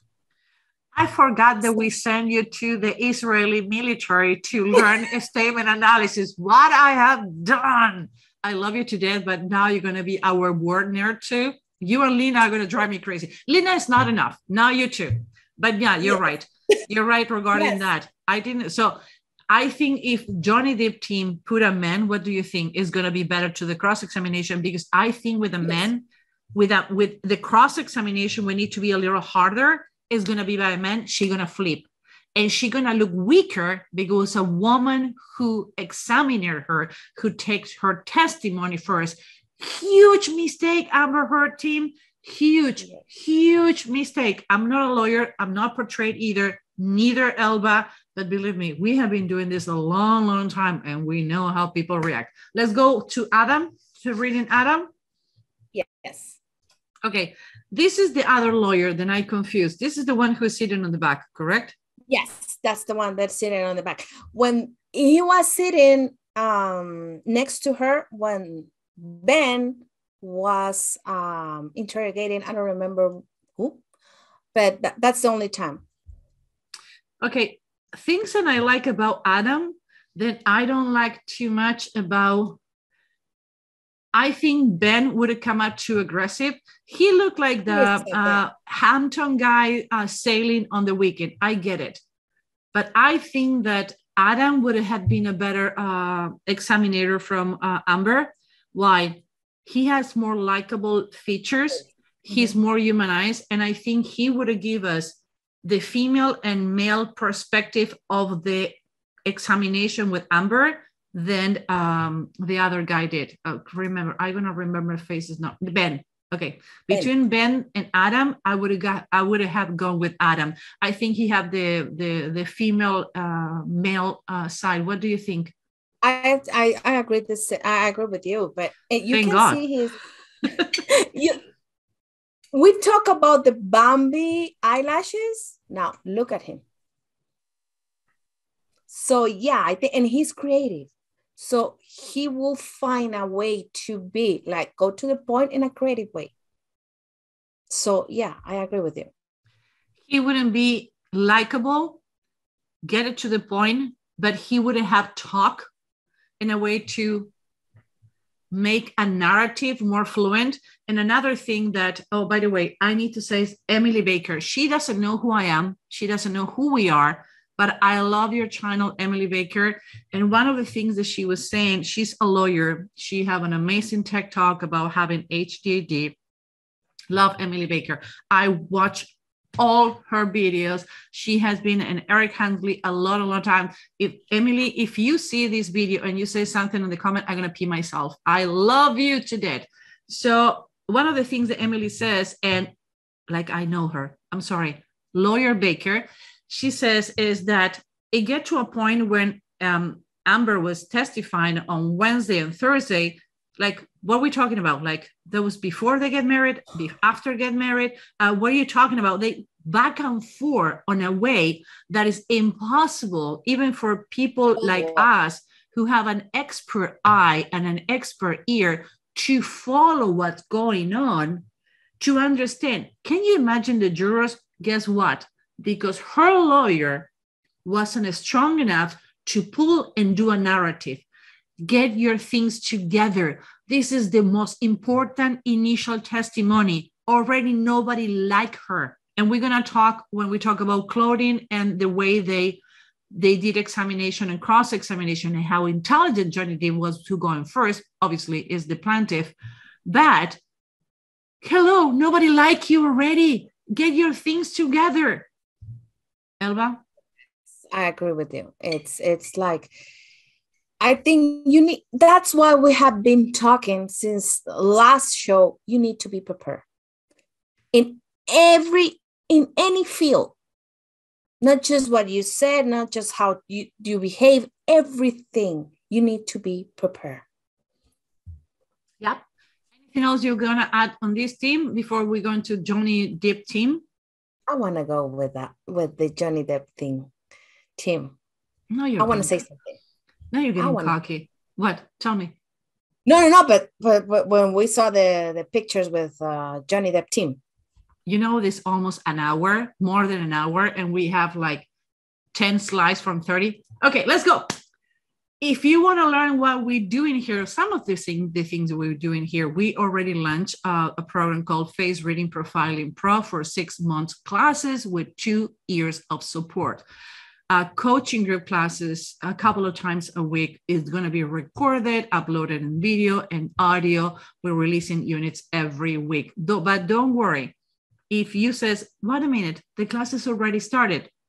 It's evergreen, it's in your drip and your own time. The support doesn't change. We have an amazing community. We have been telling people, like we have people in Estocolm, we have people in California, we have people in Denmark. It's amazing the community we form. The next coaching open class is going to be next Monday in the morning, because you're going to be traveling. I need to take the coaching class for myself. It's going to be so boring.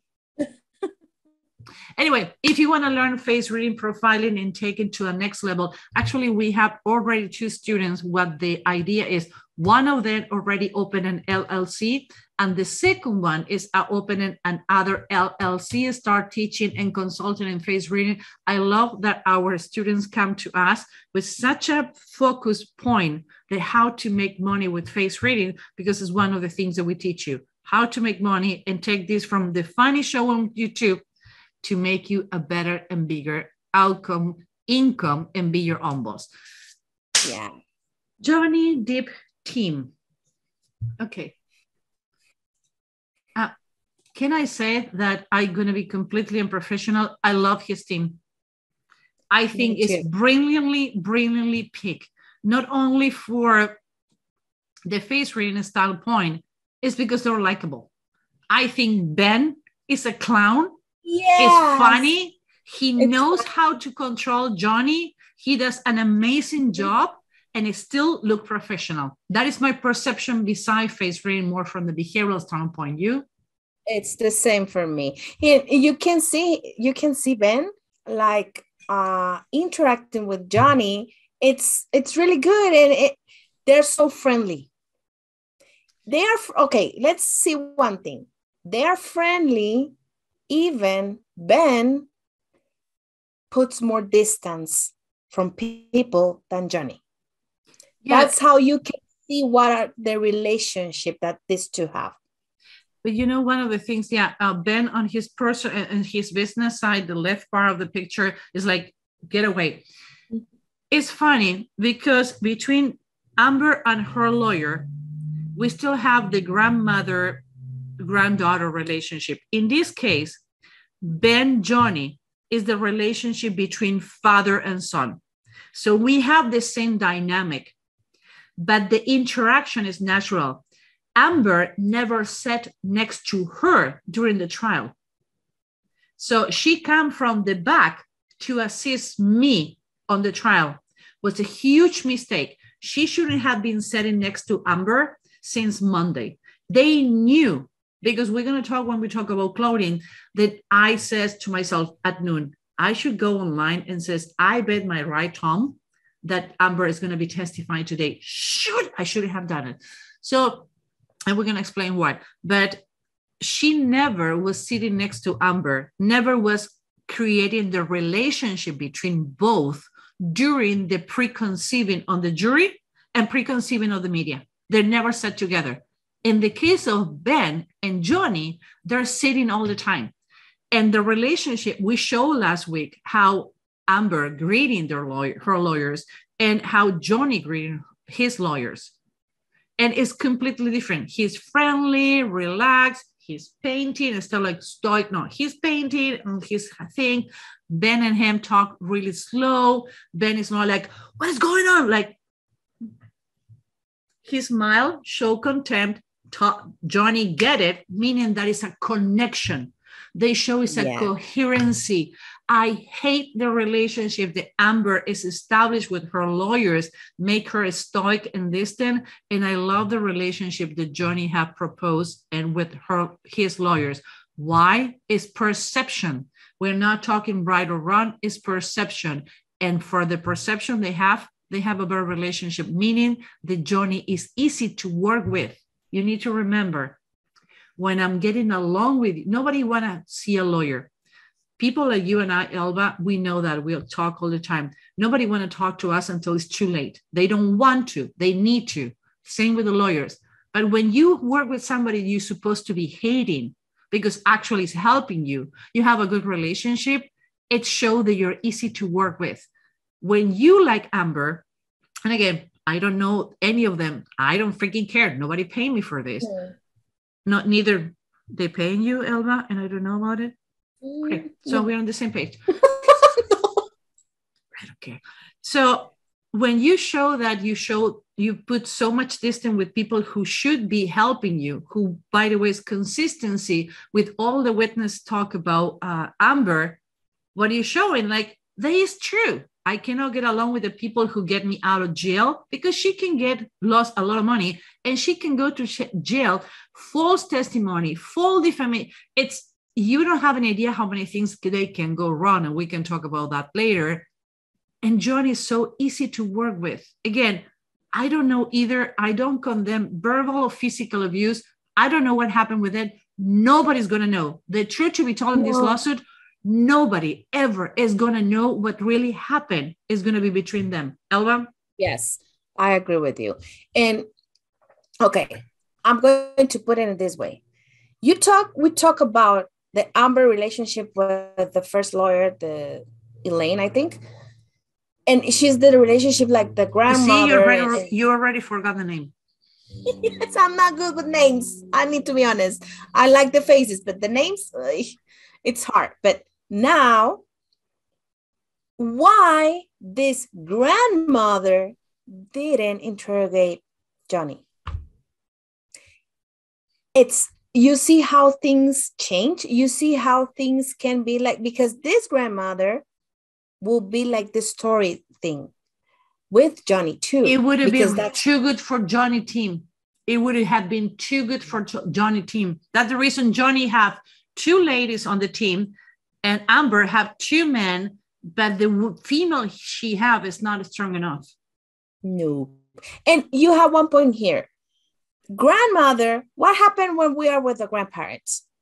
They give us everything. We can do whatever we want. I miss my grandparents more than my parents, I think so. You see? But what happened here? He has a relationship like he has with the father. Mm-hmm. The father raised you. It's in a different path. So it's going to be different. You know what, Elba, I love about this show, and probably people already dropped, and I hope they're still with us, is that we talk about the science and trials and trial science law and all the things that people doesn't have in consideration, and they think they're natural and they just happen because. No, every part of this trial is like a movie, completely, perfectly put together for you to be entertained and change your idea. Camille, she's elegant. I love Camille and I love Stephanie. She's the perfect lady.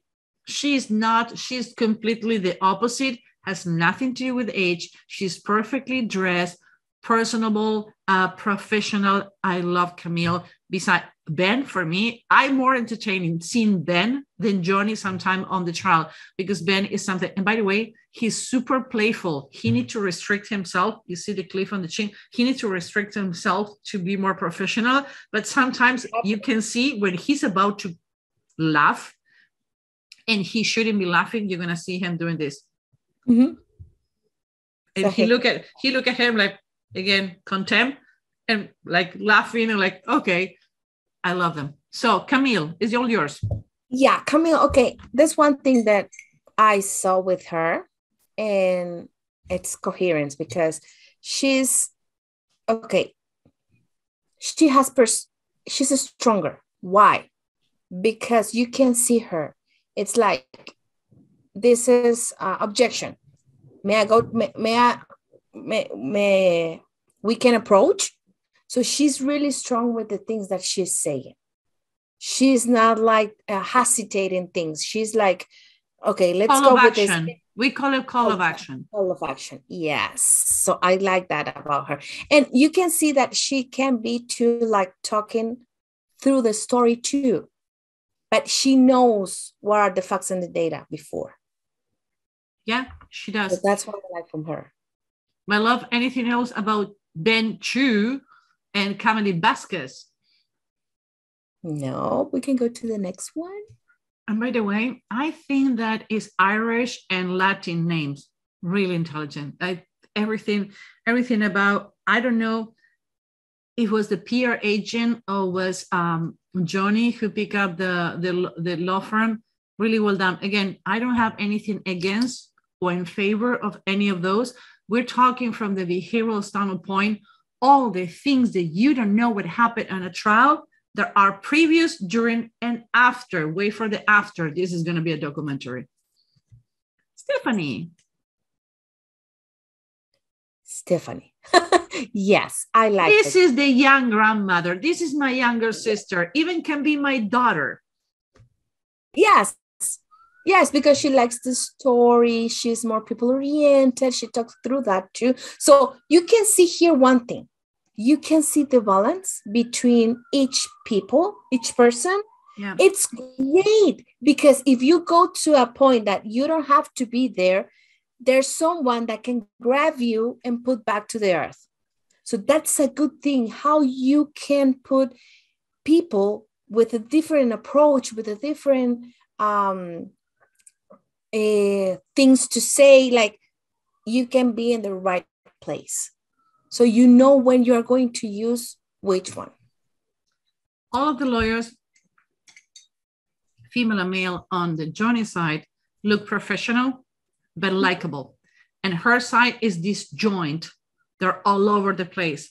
And it shows when they need to put papers together, they're not emotionally, physically, and perceptive disjoint on Amber team. And the case of Johnny, they look together. They were casting for the movie. Make sense? Yes, makes sense. You had it. Yes, yes. I think the casting director choose them to put the movie called Johnny versus Amber, Amber versus Johnny, because at the end of the day, that's the movie we're watching. Yes, I agree. Comments, my love? Nope. Let's go. So we have a second class that we have launched called Face Reading Profiling 10 Features in 10 Days, meaning that in 2 weeks, we're going to get you out there if you don't want to go to the bit long program because you don't like to learn too much, but you just want to use face reading to everyday life. Tired not to make money, tired not to close in the sale, and you don't know why? Well, the why is because you don't know the oldest behavior on the world. You need to understand face reading has been among us for 5,000 years. Microexpression for 100 only. Yeah, only 100, 120. And body language since the 1500s. Face reading profiling is the oldest one there. So I think that we prove you wrong, that we have 5,000 years on the making. So we cannot wait to see you in our class. Prices has already changed. Sorry, but we still have the old prices on the pro class. That's the longest one who changed in May night. Looking to see you there. Okay. That's where I start pulling my hair. Okay. Thank God I have a good perm. I love my girl doing the perm. The expert. When people says, why are I going to pay you to prep my expert? Elba and I will look at the client like, you don't know what you're talking about. Oh my God. Are you high? What are you drinking? That's the first person we need to prep. And lawyers still don't get it. Doesn't matter how old they are, how long they has been on the profession. The expert is the person, sometimes even more important than your clients. You have cases where your clients, they're not going to take the stand. They're not going to talk.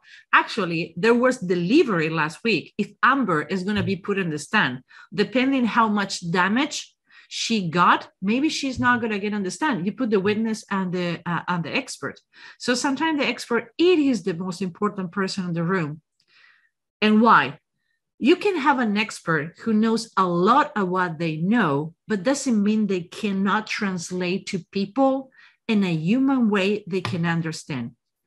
Elba, what we always talk to lawyers when says like, well, it's a technical person, I don't need it to be human. It's not true. The jury, doesn't matter how many times it's tell, do not go home and Google or talk about this case. If an expert talk about something and they do not understand, do you know what the first thing they're going to be doing? They're going to Google it. Elba, yeah. Why? Yes, because they need to know it. And what happened when you Google something? Oh, God. Have you ever had a pimple and go to MD? Yes. And you have cancer and actually it's a freaking pimple because you was eating too much fat? That's what happened when you Google things. Yes, because the things that you can look, the first things that appear there, it's the worst. So you need to make sure your vocabulary, the way you talk, you lower. If you're going to use a technical word or something, you need to explain it in a human way. If a kid of 5 years can understand it, everyone is going to understand it. What is our rule? If you want to know your word compelling, who you need to talk in the room to make sure they understand it? My girls. I love how we think alike. Yes. So yeah, it's the same, because you take the risk to people can go and Google things that are not the things that you try to say. Nope. Okay, let's talk. Thank you, Train. We hear you. Yeah. I'm gonna do the passion win. Like, hi, thank you, Train. Don't leave your windows open when you're recording a show. Don't do that. Thank you. Okay. Dr. Hughes and Dr. Curry.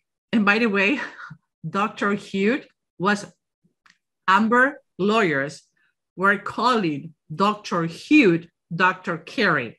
Dr. Hughes is Amber psychologist. Dr. Curry is Johnny psychologist. And Amber lawyers was calling her own psychiatrist like the Johnny Depp. Dr. Curry, at one point, Dr. Hughes says, like, I'm not Dr. Curry.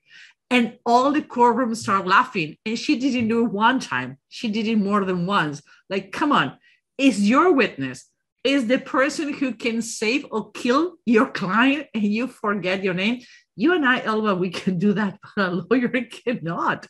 No, okay, let's take this. We have been talking about you can need to be prepared and this make coherence, like you can see them. Nothing is coherent in this case.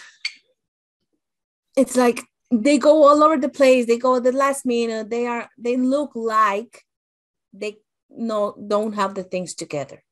So that's the result that we can see here. You cannot confuse the name. Use stickers.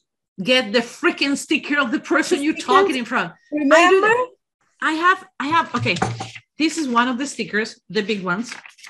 This is the second sticker. And even I have a book for notes. Yeah.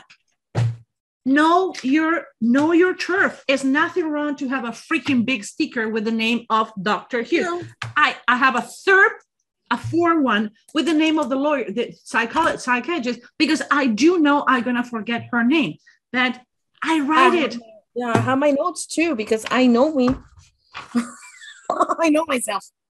So yeah, she not only came up in the wrong way as her personality, but more likable physically. Now you confuse her name and she couldn't take it anymore because her ego, actually, I think that was paid by Johnny Depp people only to piss her off because she like, I'm not Dr. Curry.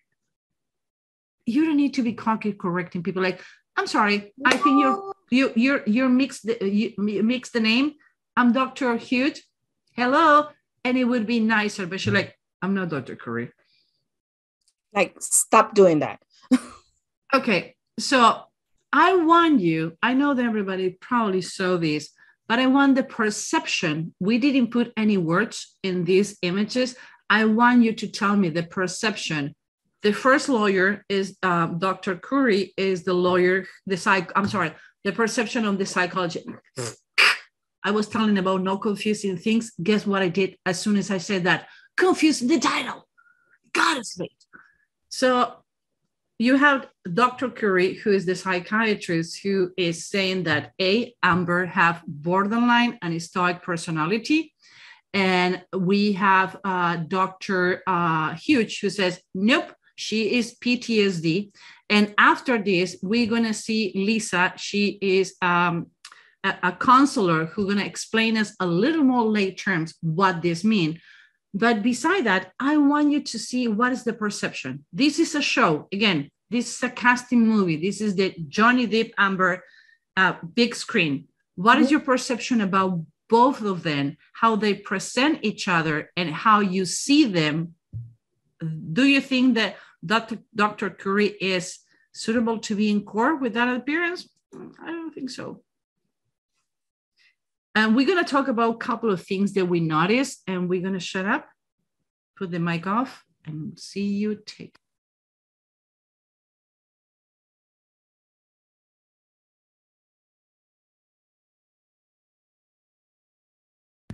It doesn't have sound on purpose.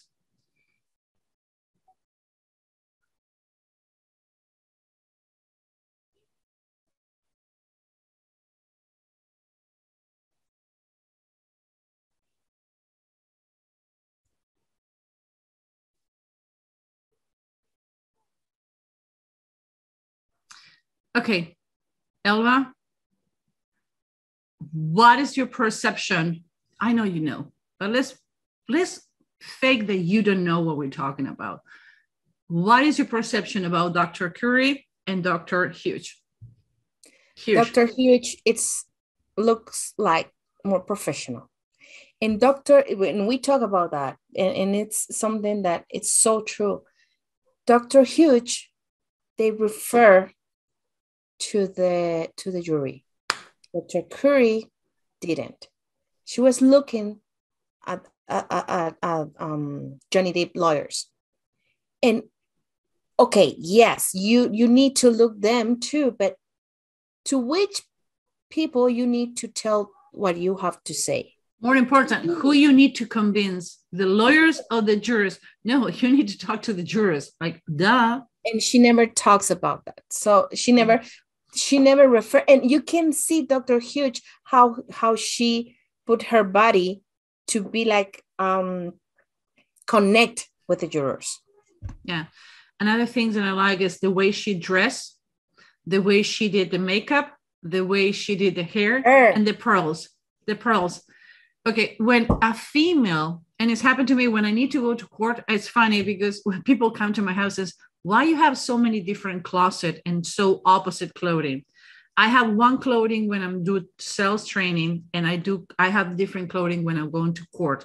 Even I have different jewelry. And just happened, the Elva, since she started working with us many, many years ago, she does the closet in the same way. I will not going to be dressed in this way when I'm going to court. I don't testify. Elva doesn't testify. We don't do it. We keep it out of there. But even though when we need to work with lawyers, the clothing, everything needs to be different. When you have pearls, I don't know why. There are three things that make you look more knowledgeable as a woman: glasses, makeup, and pearls. So when I need to talk to an opposite counselor, or I need to talk to a lawyer for the first time, you can see I'm wearing glasses. I wear makeup and I wear pearls, either on my earrings, either on a necklace, bracelet, ring, I don't know, but I wear pearls. I wear neutral colors. She did perfect on the static scene.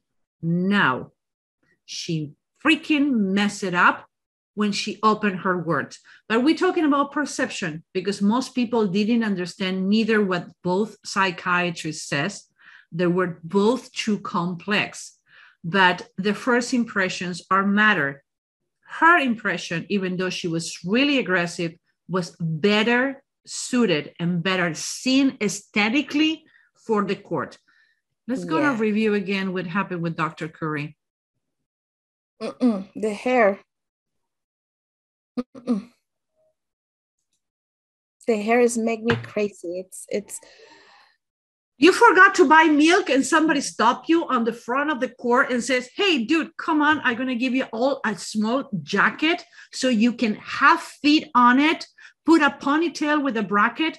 Like, I don't use that hair even to go to the gym. You know me.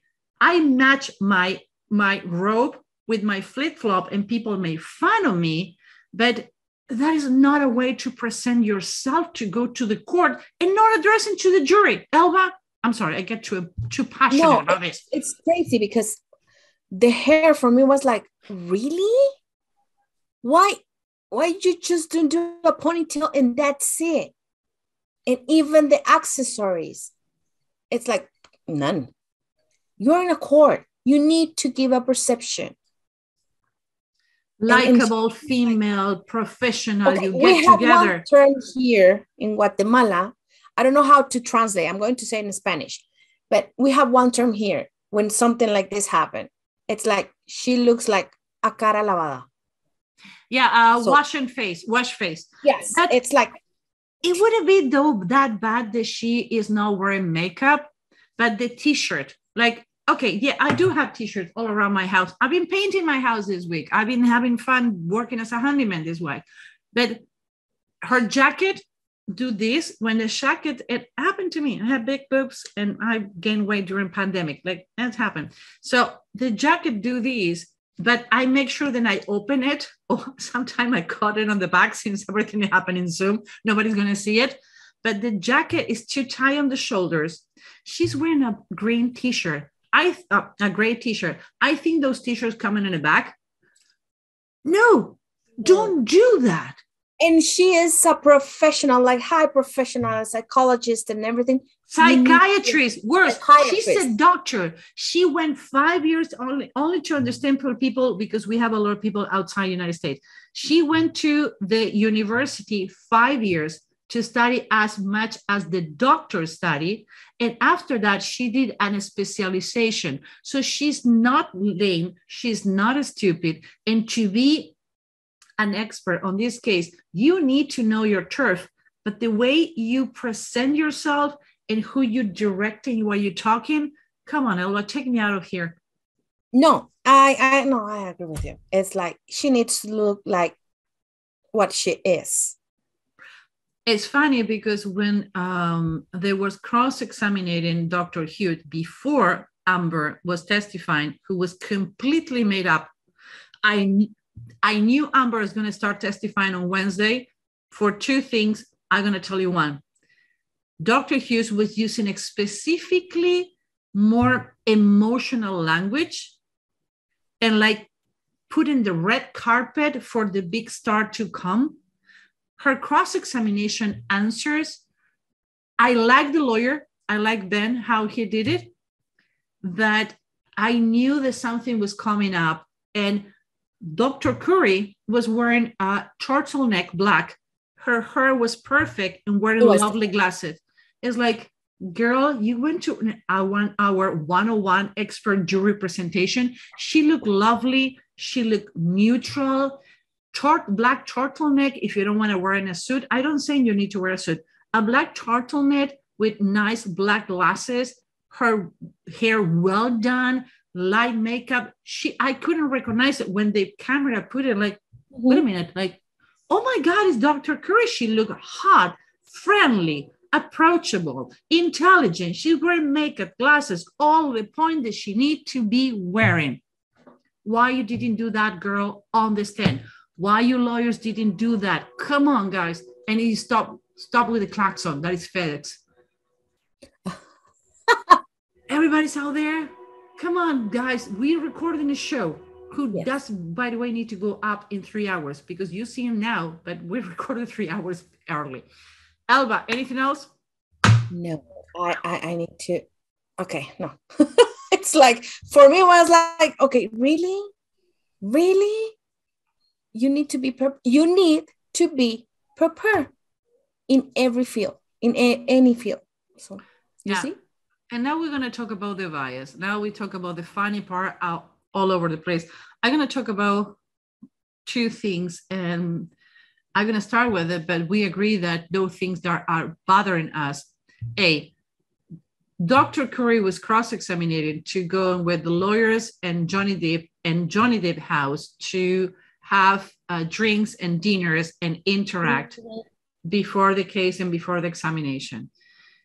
I don't think that if you're going to be the expert, you can interact with the person that you are giving your expertise. And Eric Hunley did an amazing special with, I think, Dr. Doss for UK about it's a forensic psychology and how to cross-examine and things like what happened. And he pointed the same. You don't have personalized relationship with your clients in this case before the case happened, because that make look like that you were paid to talk about what you want. We want you to talk about it. Yes. But on the case of Dr. Hughes, she showed biases. So which one you want to talk more, Elba? Which one you want to pick first? I want to pick first Dr. Hughes because I have it here. There we go. Hey, you had it. You say it. Okay. I'm going to summarize this. She started with the deposition, okay? And she started talking, and the lawyer tried to put her to explain what abuse means and if this abuse can happen to women, to men. Now, when she started talking, she didn't refer, because she was giving the definition. The lawyer wasn't asking about the case. But since the beginning, she started talking about she. Why she? You cannot talk about she if you are saying me that this can happen to women and men. You need to refer to both. Yeah. Because you are not talking about the case, the specific case. So since she started, and she said this can happen to men and women. And after that, she started referring to she. But why she? If this can happen to both. So that's the first thing that I noticed. And I was like, okay, wait a minute. What happened here? You can talk about she when you talk about the case, but not before. By the way, you're going to tell me that Amber team, let's be clear, Dr. Curry was Johnny Depp team, Dr. Hughes was Amber Heard case. In case that you haven't seen it, waiting for the weekend, Dr. Curry was saying that Amber have borderline and histrionic personality. Mm-hmm. And we're not going to explain that because instead to talking like a lot of channels talking about things that you guys don't know, bring experts to talk about the respect for the audience. Guys, and you as an audience, go with people who bring experts to talk about things. We don't know about everything. We're good in behavior, but what we don't know, we bring people. So respect to the audience.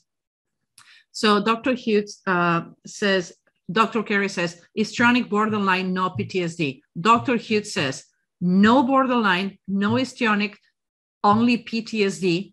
But they agree that Amber have PTSD before because her father is a range alcoholic. Actually, no former, actual alcoholic. You always end it out when you start. But when we talk about Amber, when I talk about that. So only to get context for the people who maybe cannot follow up all this craziness, that would happen. Yes. So I think that's for me was like, okay, really? So you cannot talk about that before you're talking about the case. You are talking about the definitions, the meaning, the concepts, what you do with whom you do it. So you cannot put the name between lines before talking the case. Simple. Dr. Curry says, abuser, perpetrator. Dr. Hughes, he, men. Dr. Curry, identifying the victim. The victim. Dr. Hughes, identifying the victim. She, women. One of the things that, again, they cross-examined Dr. Hughes and they asked, okay, have you ever worked testifying on a case where the women abuse the men? I work on the same-sex abuse relationship.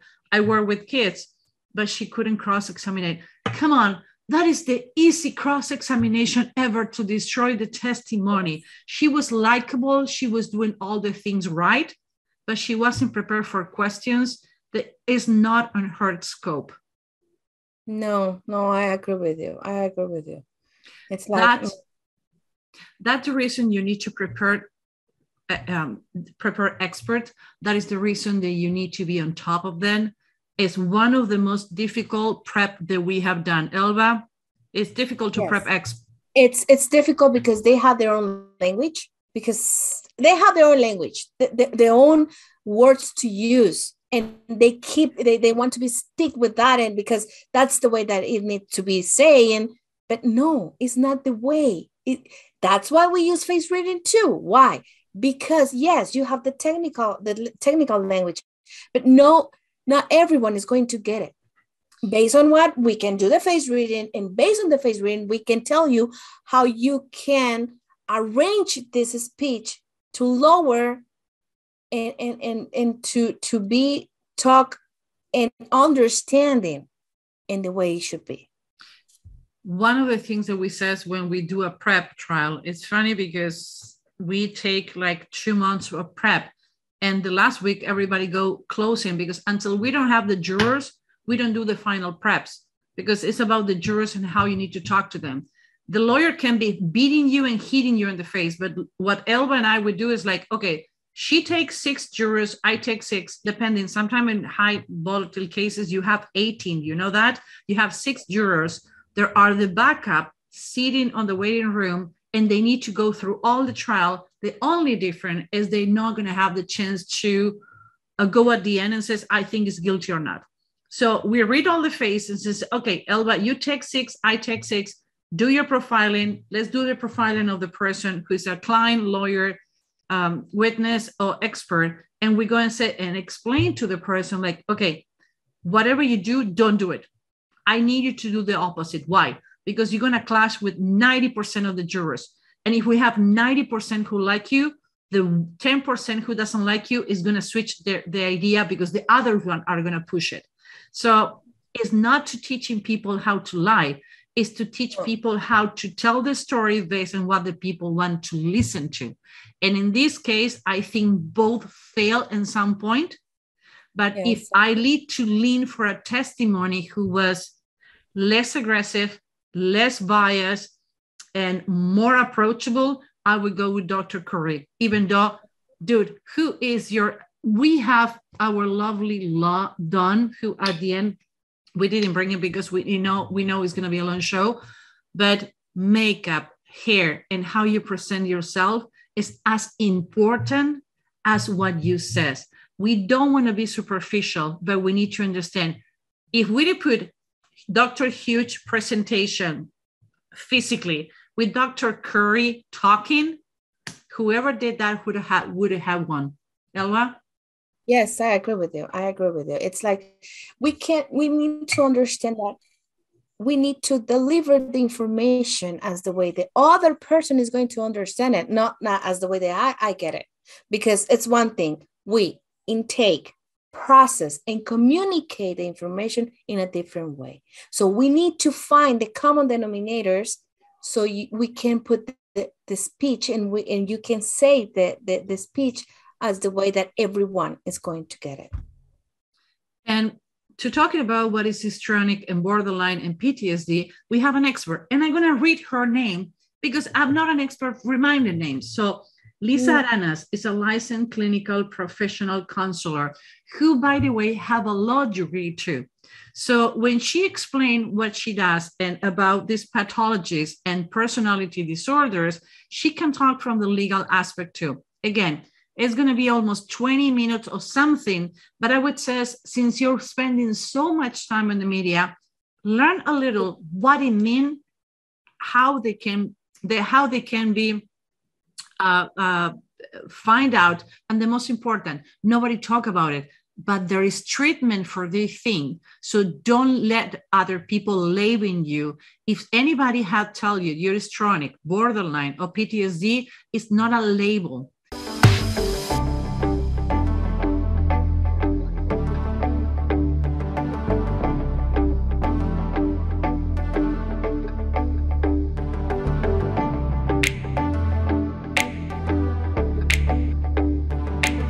Hi, Lisa. Thank you for being with us today. Hi, Susan. Thanks for having me.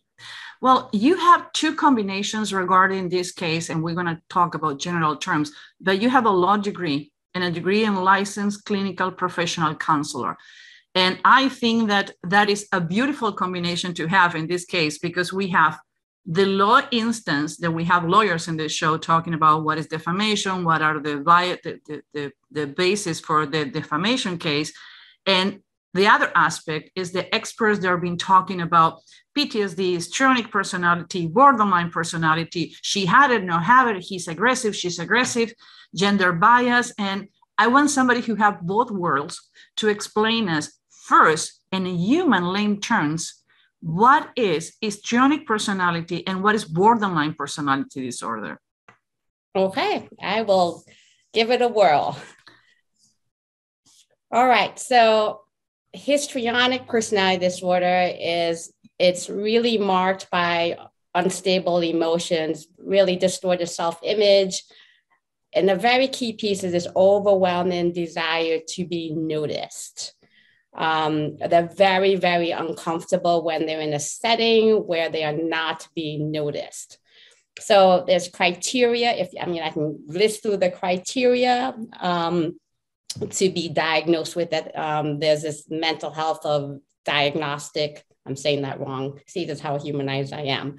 So it goes through all these symptoms of what the pieces or the behavior that you would look for to see if someone has HPD, we'll call it HPD for short. So here they are: feeling underappreciated or depressed when they're not the center of attention, having rapidly shifting and shallow emotions, be dramatic and extremely emotionally expressive, even to the point of embarrassing friends and family in public, have a larger than life presence, be persistently charming or flirtatious, be overly concerned with their physical appearance, use their physical appearance to draw attention to themselves by wearing bright colored clothing or revealing clothing, act inappropriately sexual with most of the people they meet, even when they're not sexually attracted to them, speak dramatically and express strong opinions, but with few facts or details to support their opinions, be gullible and easily influenced by others, especially by the people they admire,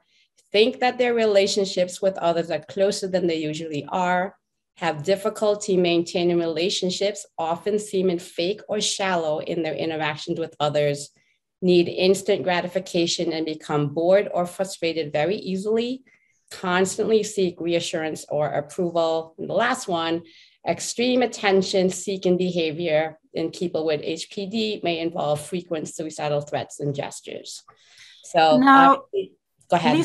Lisa, the first thing you had coming in my mind, I'm sure most of the audience too, is what happened with all the TikTokers, YouTubers, and Instagram people that you see them living a life for attention externally, when actually we have cases of people who says like, oh, I have 2 million followers, I'm amazing. And they're over showing, over cleavage, over taking pictures next to a Ferrari when they actually live in a shoebox.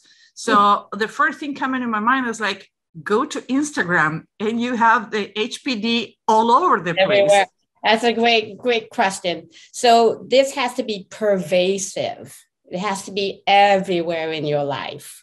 And it has to really affect your life to the point where it disturbs your ability to function and be successful in life, as in all mental health issues. So I can get on Instagram and TikTok and be really revealing in that little corner of my world, which I don't, of course. But in my professional life, I'm just fine. And I show up as a professional. So this is, when they say it's a personality disorder, this is how you show up everywhere. So somebody told me one time, a profiler from the FBI who treat people who has been rapers or serial killers, says it's not the glimpse or the glimpse of the diagnostic that you can have. It's the persistent on that.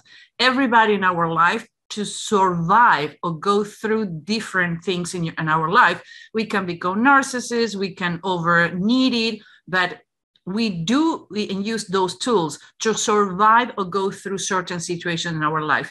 The problem is when those instances are in your life permanently and become the motto or the modus operandi every day in your life. And so most people who are going to develop into a personality disorder have been in some sort of family environment or environment where their needs weren't met, anywhere from physical harm to emotional abandonment and abuse by people who were supposed to be your caregivers and show you love and attention, and that you are a person of significance. And if you ask me, Susan, this is the core of everyone. Like literally every single human being has this need to not know they're loved, but feel that they're loved. And when things happen and they don't feel that, they start to put up walls and they develop all ways of trying to cope and protect themselves from not feeling this. So then, yes, you can begin to develop this way of being in the world, which looks then like this is just how you are, i.e. the personality disorder. Yeah, and the next one that I want to talk is BPD, borderline personality disorder. And in the last couple of years, I hear more about this diagnostic than I never heard before.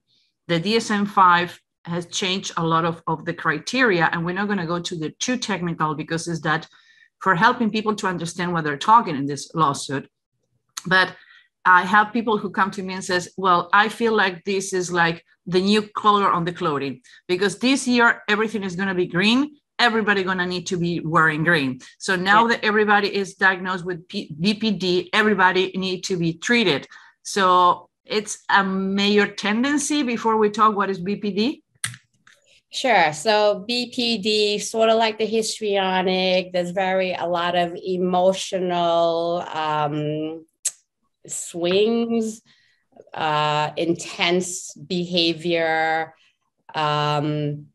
I think one of the key pieces of borderline is this fear of abandonment. And a very key piece is they can flip between seeing somebody as like literally the best thing since sliced bread to I hate you, I despise you, you are the worst person on the planet.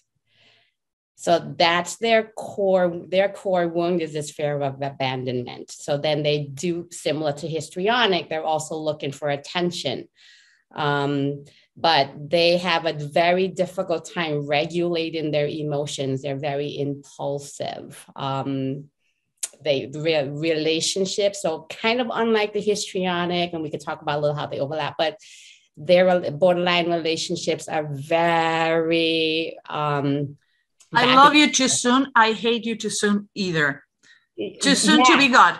Yes. And you go back and forth in this it's very up and down. It's like a roller coaster. If you have a relationship with somebody with a borderline, it's very up and down. Now you says that can intercollide. How and why? So, some research, some people are arguing that these two separate personality disorders should really be just one. And it's really a variety or intensity of the different symptoms that are showing up. So, there's a lot of overlap. So the overlapping parts would be the rapidly shifting and reactive emotions, the impulsivity, strong expression of emotion, attention-seeking behavior, tendency to manipulate. So those are overlapping. But given how the diagnosis is, I think one thing that really does separate them is the histrionic is the discomfort with not being the center of attention, where the borderline is more about the fear of abandonment. So again, when you take those key pieces, they're like, for example, in the histrionic, they talk very much about the provocative behavior, the sexual behavior, not so much necessarily in the borderline, but they will do behavior, clingy behavior, desperate behavior to get attention. But the sexual thing is not necessarily the biggest thing or a thing as it has been when they talk about histrionic. Oh, and how PTSD get any role in this? Because the concept most people have about PTSD is rape, accidents, coming from a war zone and coming back to the civilian world. But now we hear that PTSD, it's something that can happen when you have a personal experience that can be emotional or physical in your own personal life and relationship with others, or growing up with a complicated situation. So it's a correlation if you have histrionic and borderline that can lead to PTSD as the person who's diagnosed with? Thank you for asking the question. It would be the other way around.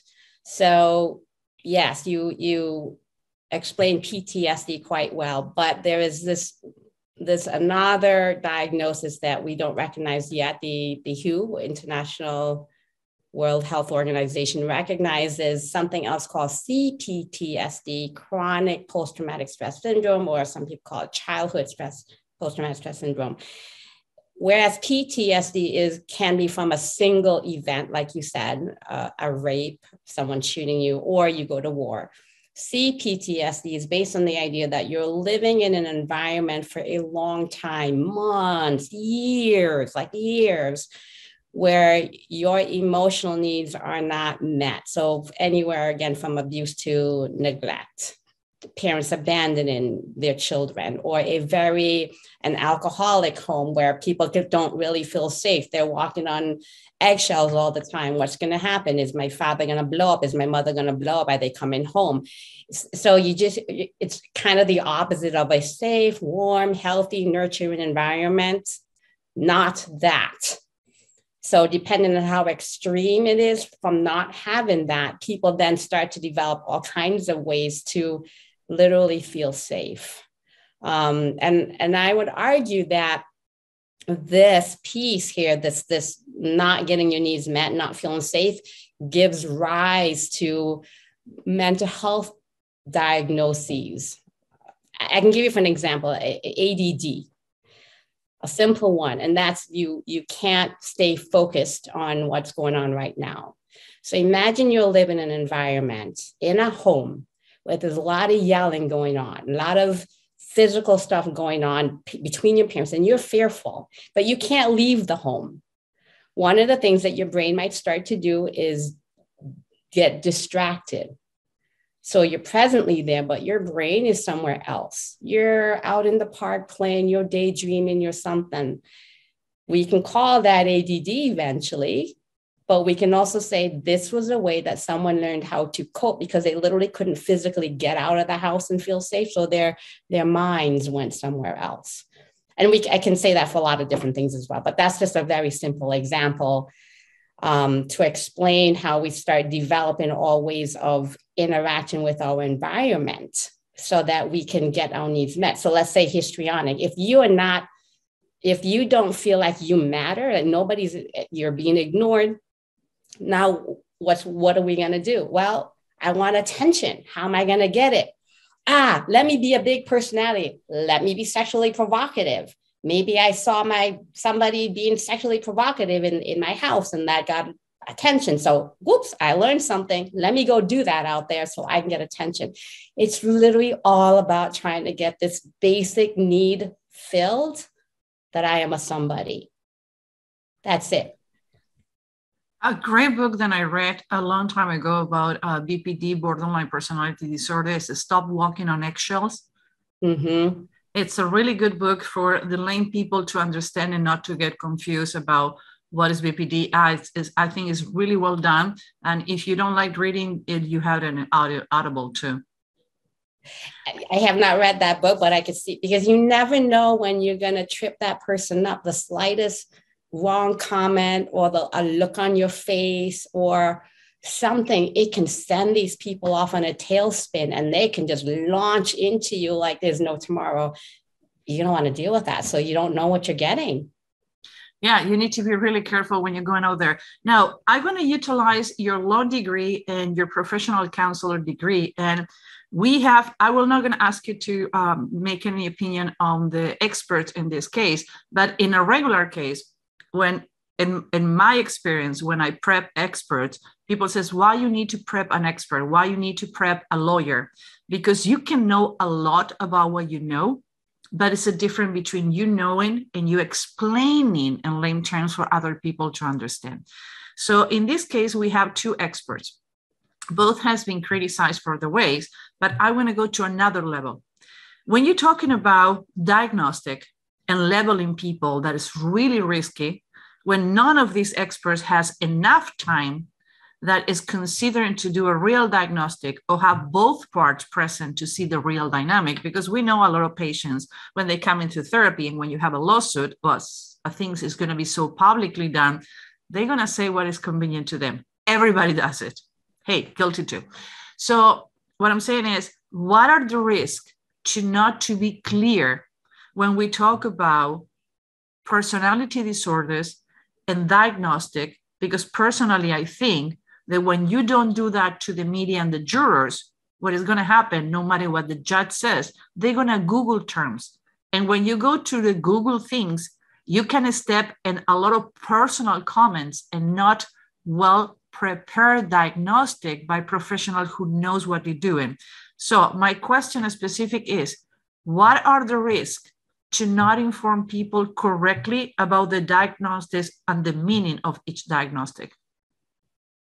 Okay, thank you. Great question. So you're tapping into my legal knowledge and full disclosure. Haven't practiced law, went to law school, but understand what goes on in a trial. So the idea is that the trial, your opponents, and as your lawyer and you're getting your expert witnesses, you want to explain everything in a way that is going to be biased for your client. That is what you're supposed to do. And if you don't do that, you're not doing your job as an attorney. So the problem then is when they're doing what they're doing and people are looking at this sort of stuff. Yes, you're right. You can get very misled, like what's really true. Now, as a clinician, right, and just as a human being, my preference is to help people see people as human beings. That is not the legal process necessarily. So when you I'm sorry, Lisa, it can be beneficial for your case, because if you're trying to humanize your client, you need to bring an expert who can humanize with the jury. Because again, what do you think is one thing, but the jury, you're going to have people who, when it's a case so exposed, they're going to be Googling even before. Hey, everybody who's been in this jury has been Googling things. So when you have an expert who can connect with the jurors, make them feel the pain the client you're representing feeling, yes, an expert can kill. I would say, if you need to choose one person in a jury and a trial that can kill you, save you, is the expert. Yeah, okay. I would agree with that. Absolutely agree with that. You can humanize your own client, but you're going to try to make the other one look like the bad person or the wrong person. And so what you're trying to do is, as if you're just a viewer, you want to be able to see, in my opinion, both people as human beings. So you want to go to, if you're going to find the diagnostic criteria, go to the sources, go to reputable sources to find out information. But I'm going to tell you this, it's almost impossible to read stuff. You almost have to experience some of this stuff to know what that's like. And one thing that we struggle with anyway, I might go off on a tangent here. One thing we struggle with in our society is really just recognizing that this behavior that we see on the surface is always like, in these cases especially, it's always just a symptom of a person's wounds. So if we can, and I'll go back to what I said earlier, if we can understand that really what has happened is this person is really struggling to be okay with themselves, then we lose the capacity to see them as a human being. So Lisa, to wrap her up, for people who has been hearing all this terminology and they want to learn more, I'm sure there are societies and places where you can have the right information. What will be your advice for people who want to know more about the meaning and not to start diagnosing your partner and yourself? Because every time that I have a pimple in my face, I'm going to online only to prove me wrong. And I have cancer to I'm going to lose my face. And I got in this rampage, and sometimes by the time I make the appointment with the doctor, my pimple went away. It just was a pimple. Yeah. Okay. So that's even hard for me to answer. I would say like NAMI is a good resource. I mean, because they're really here to help people support people with mental health. And they have support groups. They have information. Absolutely. They have a newsletter, and it's free. The most important is free. And it's in any city and online. I love that group. And what I like about them is they're trying to actually help people understand mental health from a human perspective. I love them. Other things, if you go to WebMD and the Mayo Clinic, and they'll give you the diagnostic criteria and all the stuff. And you can peg people in it all. But what's missing is the flavor, the context of what it really feels like. So Psychology Today, they often have some really good articles about things as well. But I'll tell you, even myself, when I'm trying to Google things, like I just go to different places and I can start to see this trend of what lots of people are saying. I can see a very scientific way of looking at things. But again, I'm always looking from the human factor for it. So I'm looking for stuff that will help me understand what's the humanness behind it. And so after doing this like 20 something years at this point, Susan, when I said to you, I keep emphasizing it's this wound that's inside. And this is the cause of all of this. That truly is what it is. So really at the end of the day, no matter what modality of treatment we're doing, if we can get to those core wounds and heal those, which we can, it's possible. The rest of this, I don't want to claim that we can get rid of all of it, but I can certainly say we can get a lot of improvement. Do you can have treatment and HPD and BPD? Absolutely.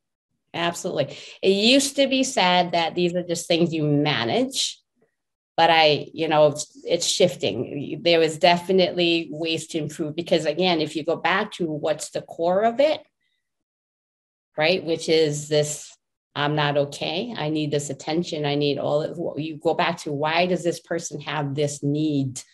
Why does even a narcissist have the need to manipulate people? That's just for them to feel better about themselves. So the core is, why don't they feel good about themselves? And you go back and you heal that piece. I'm not saying that's easy, but that really is the core.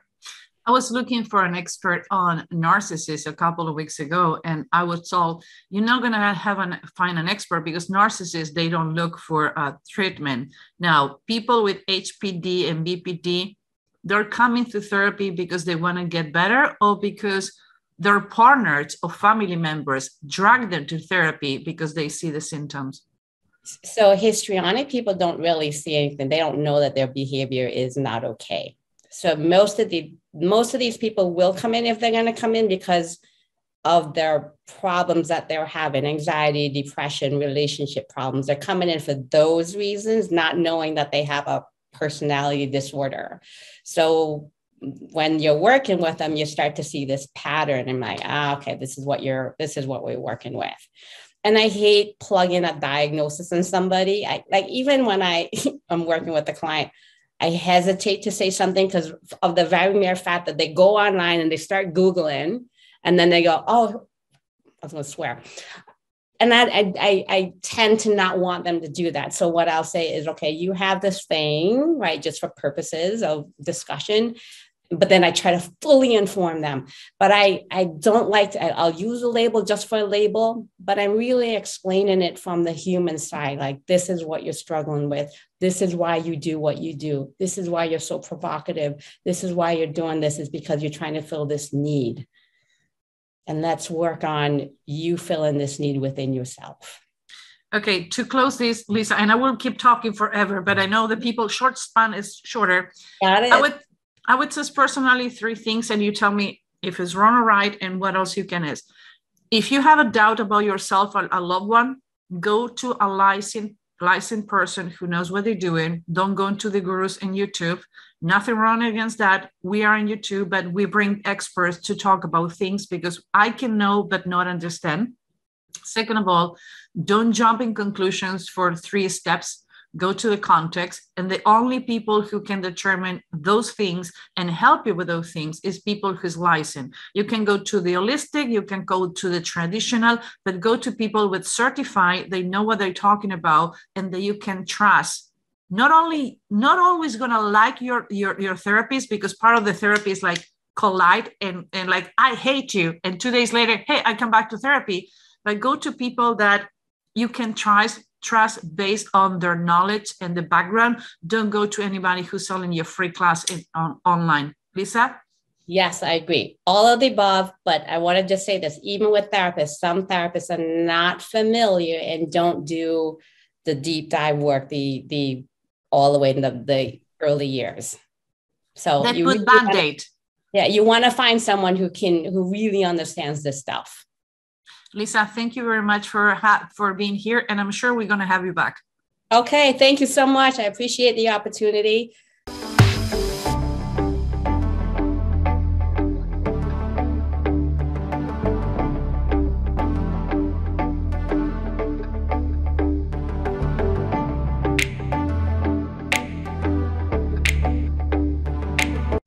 Okay, love.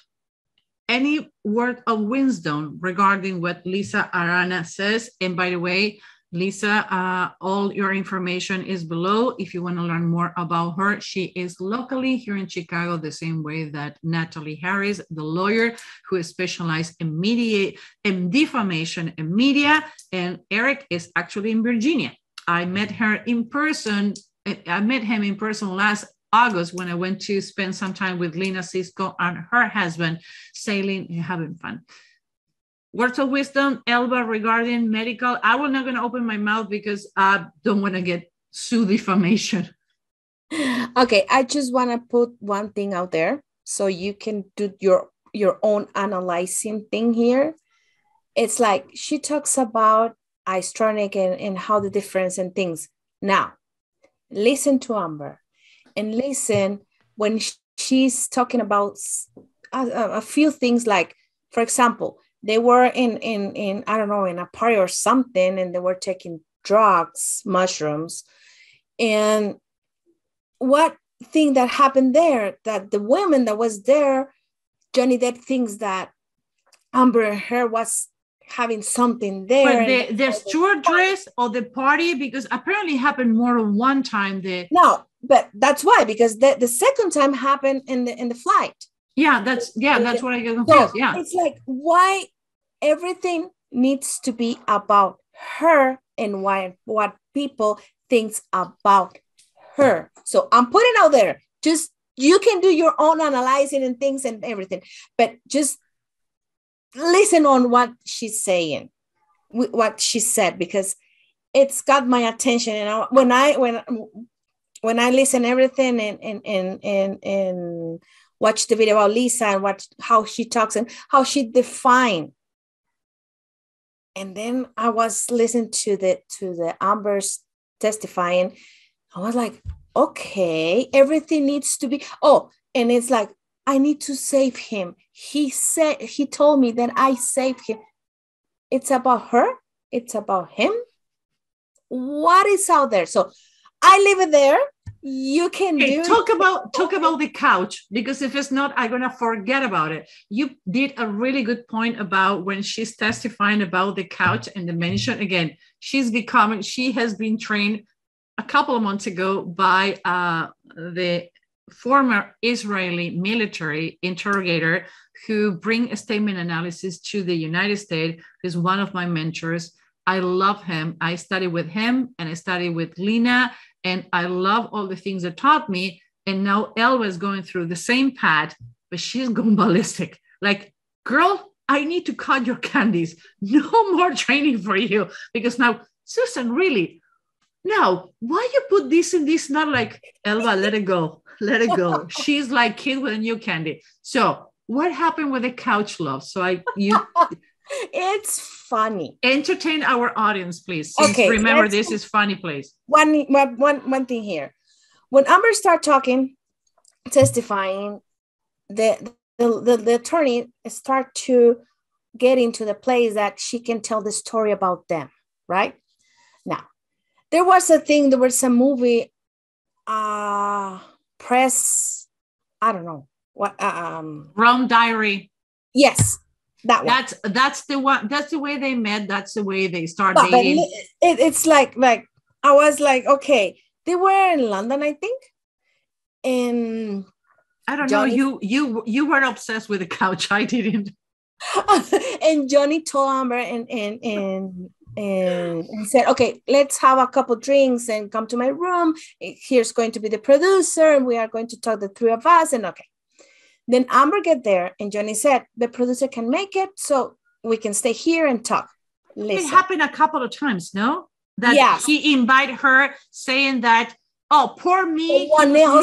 He was luring me to be with him when actually nobody else was there. Yes. Okay, thank you. Okay, and then she said, yeah, it was like, we were in the couch. And I was like, okay, we having the drinks. Okay. 1 minute after, she said, and we were in the couch, and things happened, and we keep talking, and I left. And I was like, okay, by the way, sir, if you are looking at us, I had your words in my mind here. The location. What happened there?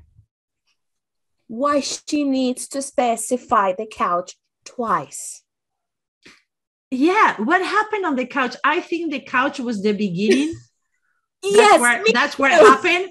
I think they have sex on the couch. Me too. It's like, that's the point that I want you to get there, because they have sex there. Why the couch is important to her? Why she's giving those details there? When you go through testimonies, like I love and Elba. There's something about the couch, because she said it one more time. I don't remember, it was yesterday. Oh, I caught you. You don't remember? Come on, get your things together. So yeah, but it was too much for me, too much information to go around. And but she said it 3 times. So the couch is something for her. That's the reason you have a profiler in the courtroom and reviewing the testimonies after when you do the transcript, because those are things that you need to pay attention.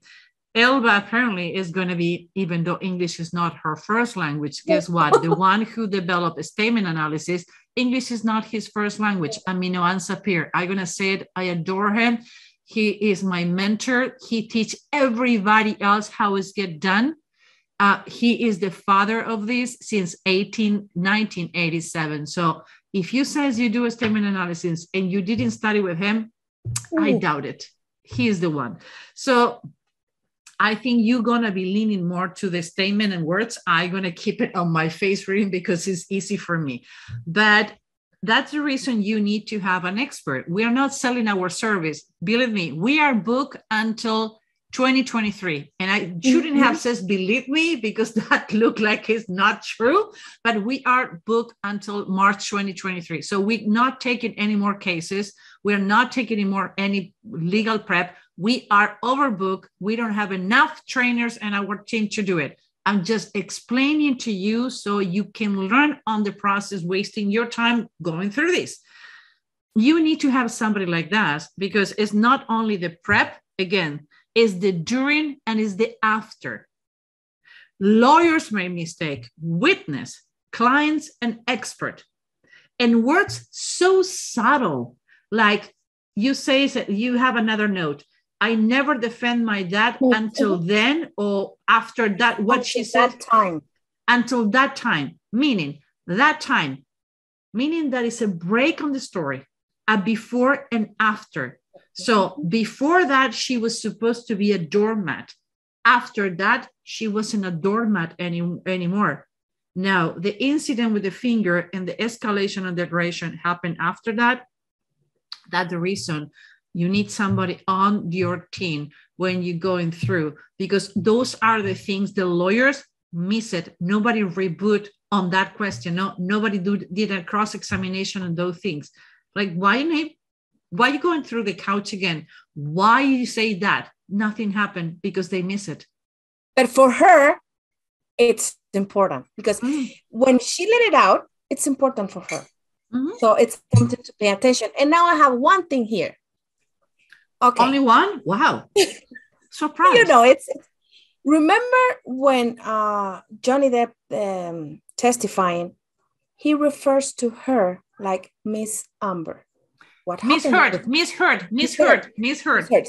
I know where you're coming from. I know where you're going, because I got it too. And now she refers to him the first 3 times as my ex-husband. And then she switches and put Johnny. Because she was so coach that she like, oh, no, I'm going to call him my ex-husband. I'm going to put distant. Actually, I call my ex-husband, my former husband. And Lena says, oh, I didn't know that you was in a relationship. Like, what are you talking, Lena?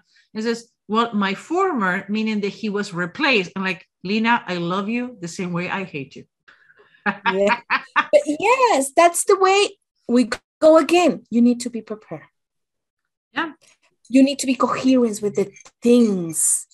Misheard every time. Now my ex-husband and then Johnny. So yeah. Okay. Ready to go to the last one. This is the longest show we ever did, ever. but we love it. It's so much information, and I'm so happy if you're still watching or watching in parts. We wanted to show you the behind the scene with what happened in a lawsuit, the comment, the things that maybe you are missing, and now you can start paying attention. And I hope you never need to go to court, but if you need to, this is an court expert witness lawyer 101, how not to get in jail. So outfits. And I'm sorry, Elba, because yesterday it says, hey, Elba, I need all the pictures of the outfit to put on the presentation. Like, how the heck am I going to do that? Like, honey, I'm working on a case. Go for it. So yeah. sorry, And by the way, don't worry, but I can tell you to everyone too, there's some pictures that were hard to find because I don't know, there's so media and there are a lot of people out there just taking pictures. Why they don't take good pictures? Because everybody's on the rush. By the way, who told this woman that you leave the label on the suit when she was sponsored? This is etiquette. It's like when you have a suit and a coat and you have an X where the cutting is on the suit, on the coat, and nobody cut it, and you leave it. It's the same way. That is to let you know that the coat doesn't hang it, doesn't shaggy when it's on the hanger, but you need to take it off. So that is the reason I review people before to go to court to make sure these shoes, the shininess, too much jewelry, take it off. Plastic is not working. Your frames, Lino, I need all your frames. We're going to get you new frames. These, it looked like somebody's advertisement, your wardrobe. First day her in court, get what she was. Both have sponsors, both, I swear to God, and again, an evoking religion. Why I do that? I know I shouldn't be doing that. Okay, I swear to God, Elba, worse. I didn't saw that, but now that I see it, first day in court, you have a suit who love the suit. I would keep it with that style, but have a branding. So, but I mean, somebody's sponsoring you, your dressing code during this week. You see here, Elba? Yes. Really bad choice. Really bad choice. Now, him, I love it. He is Johnny Depp. Her has nothing to do with she is. Okay, let's put one thing here. I want you guys pay attention to two things. Let's pay attention to how he dressed, how his hair is, and the colors he used. And to her, pay attention to the colors and the hair too. So we are going to talk about this, I think, when we finish the days, but pay attention to that. Hey, the jury. Yeah, that's things something. And what they carry, Brad Pitt. Oh, no. Maybe that's the next one. Maybe that's the next one. I'm tired, honey. I fall asleep on the couch. My neck hurts. I don't know how. Angelina Jolie and Brad Pitt, they fixed the problem before they go to court. But yeah, couldn't him. So he's always carrying something small. Yeah, let it go. Let it go. I'm tired. He's always carrying something smaller and his hands with both hands, putting a barrier in front of him because he doesn't like this exposure. This is not him. He's a highly introvert, highly shy person who doesn't like all this circus. She is carrying a big brief with all the documents. I know what I'm talking about. Like, yes, you're not a lawyer. Like, and by the way, this type, it's crazy that she talked about on the first and second day. Remember, this is recorded the third day of her depot before we go into 1 week on the recess, where she is like, he was criticizing the way I was dressing. He was telling me that I was too revealing, this, and this.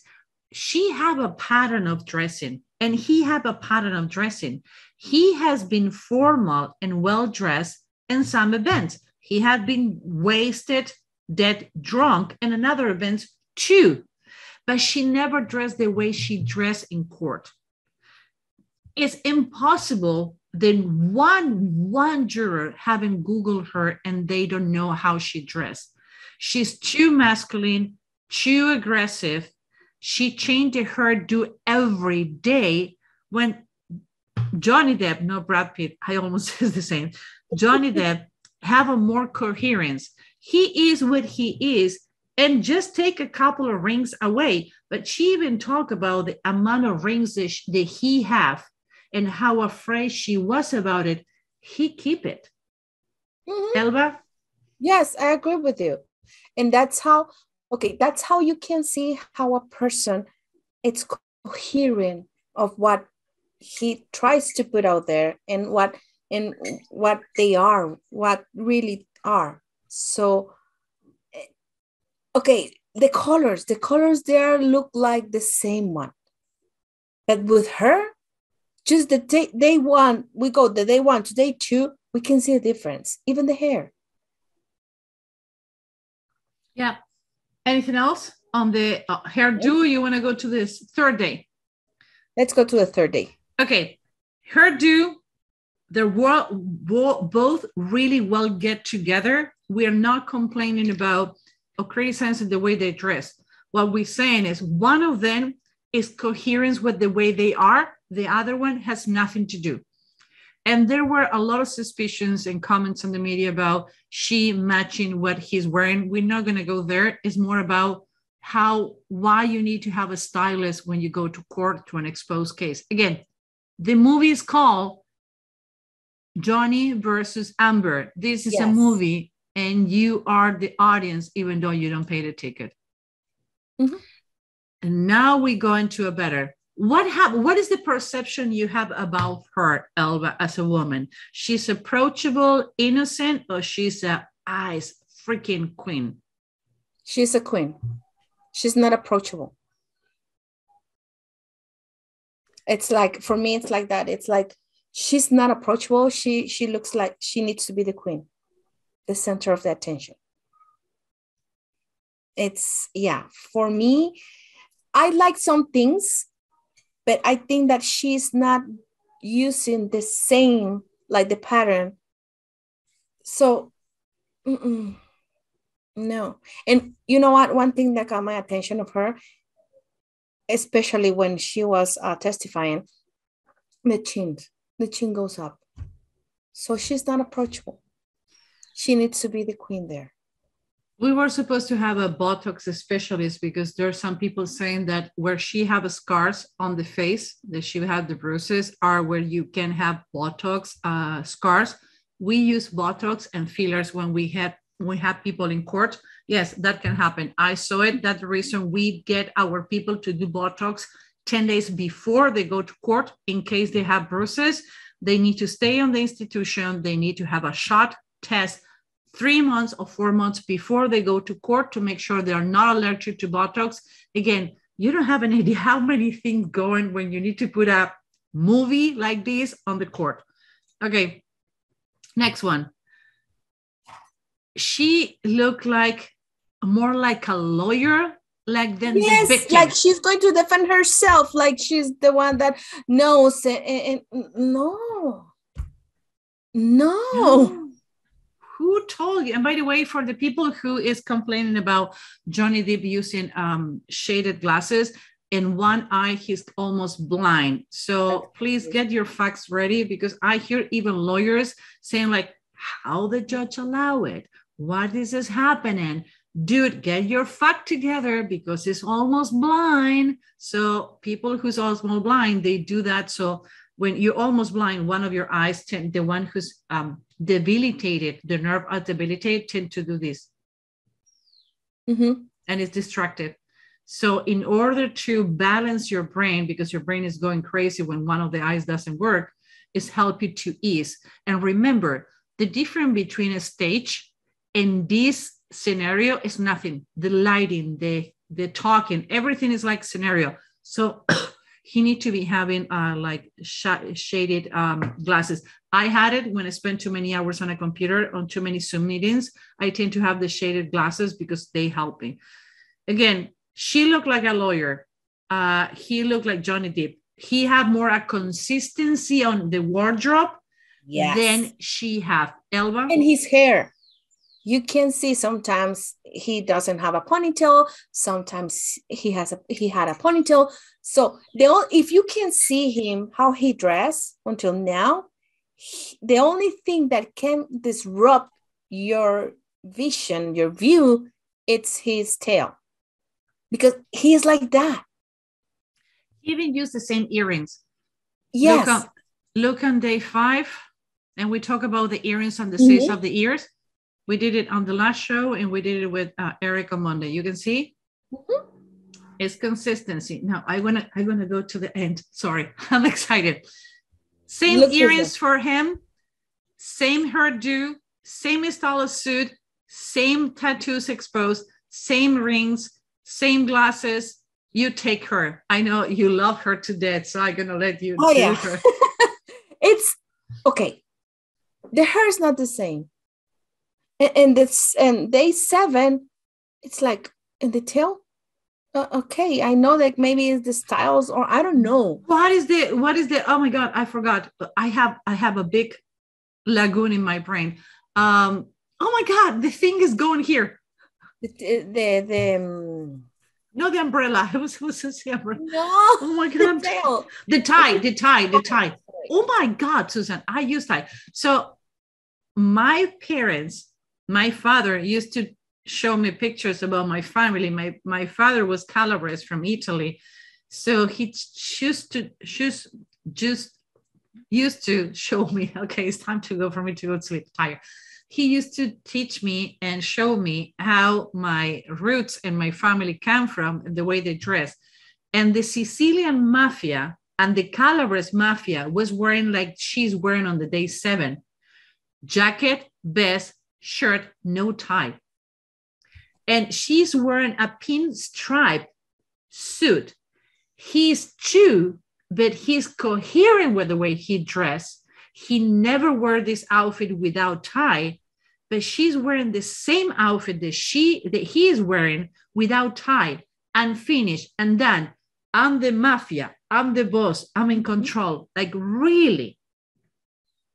Yes. And it's funny, you cannot see it here because it was so hard to find a picture, but you can see the video. Day 7, you can look her outfit. Now, day 8, she's using a scarf. How do you call that? It's say it in Spanish. I forget the word. Falda. Oh, skirt. She was using a skirt. And it's like, really? She's not coherent with the thing that she's wearing. No consistency. There's no consistency on her dressing. She changes all the time.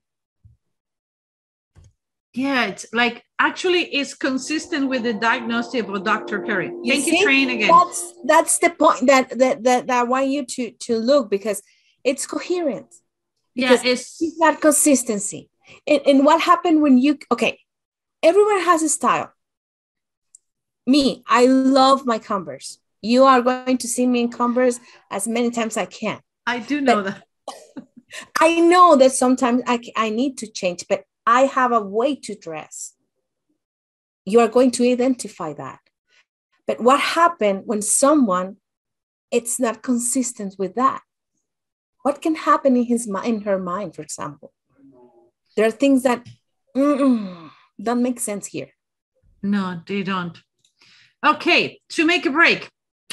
Face Reading Profiling Pro 6-month class with 2 years support, homework, group coaching, recorded, and you can send the questions in advance. It's going to be replicated in video and audio. If you want to learn how to get the world in your hand, give us a call.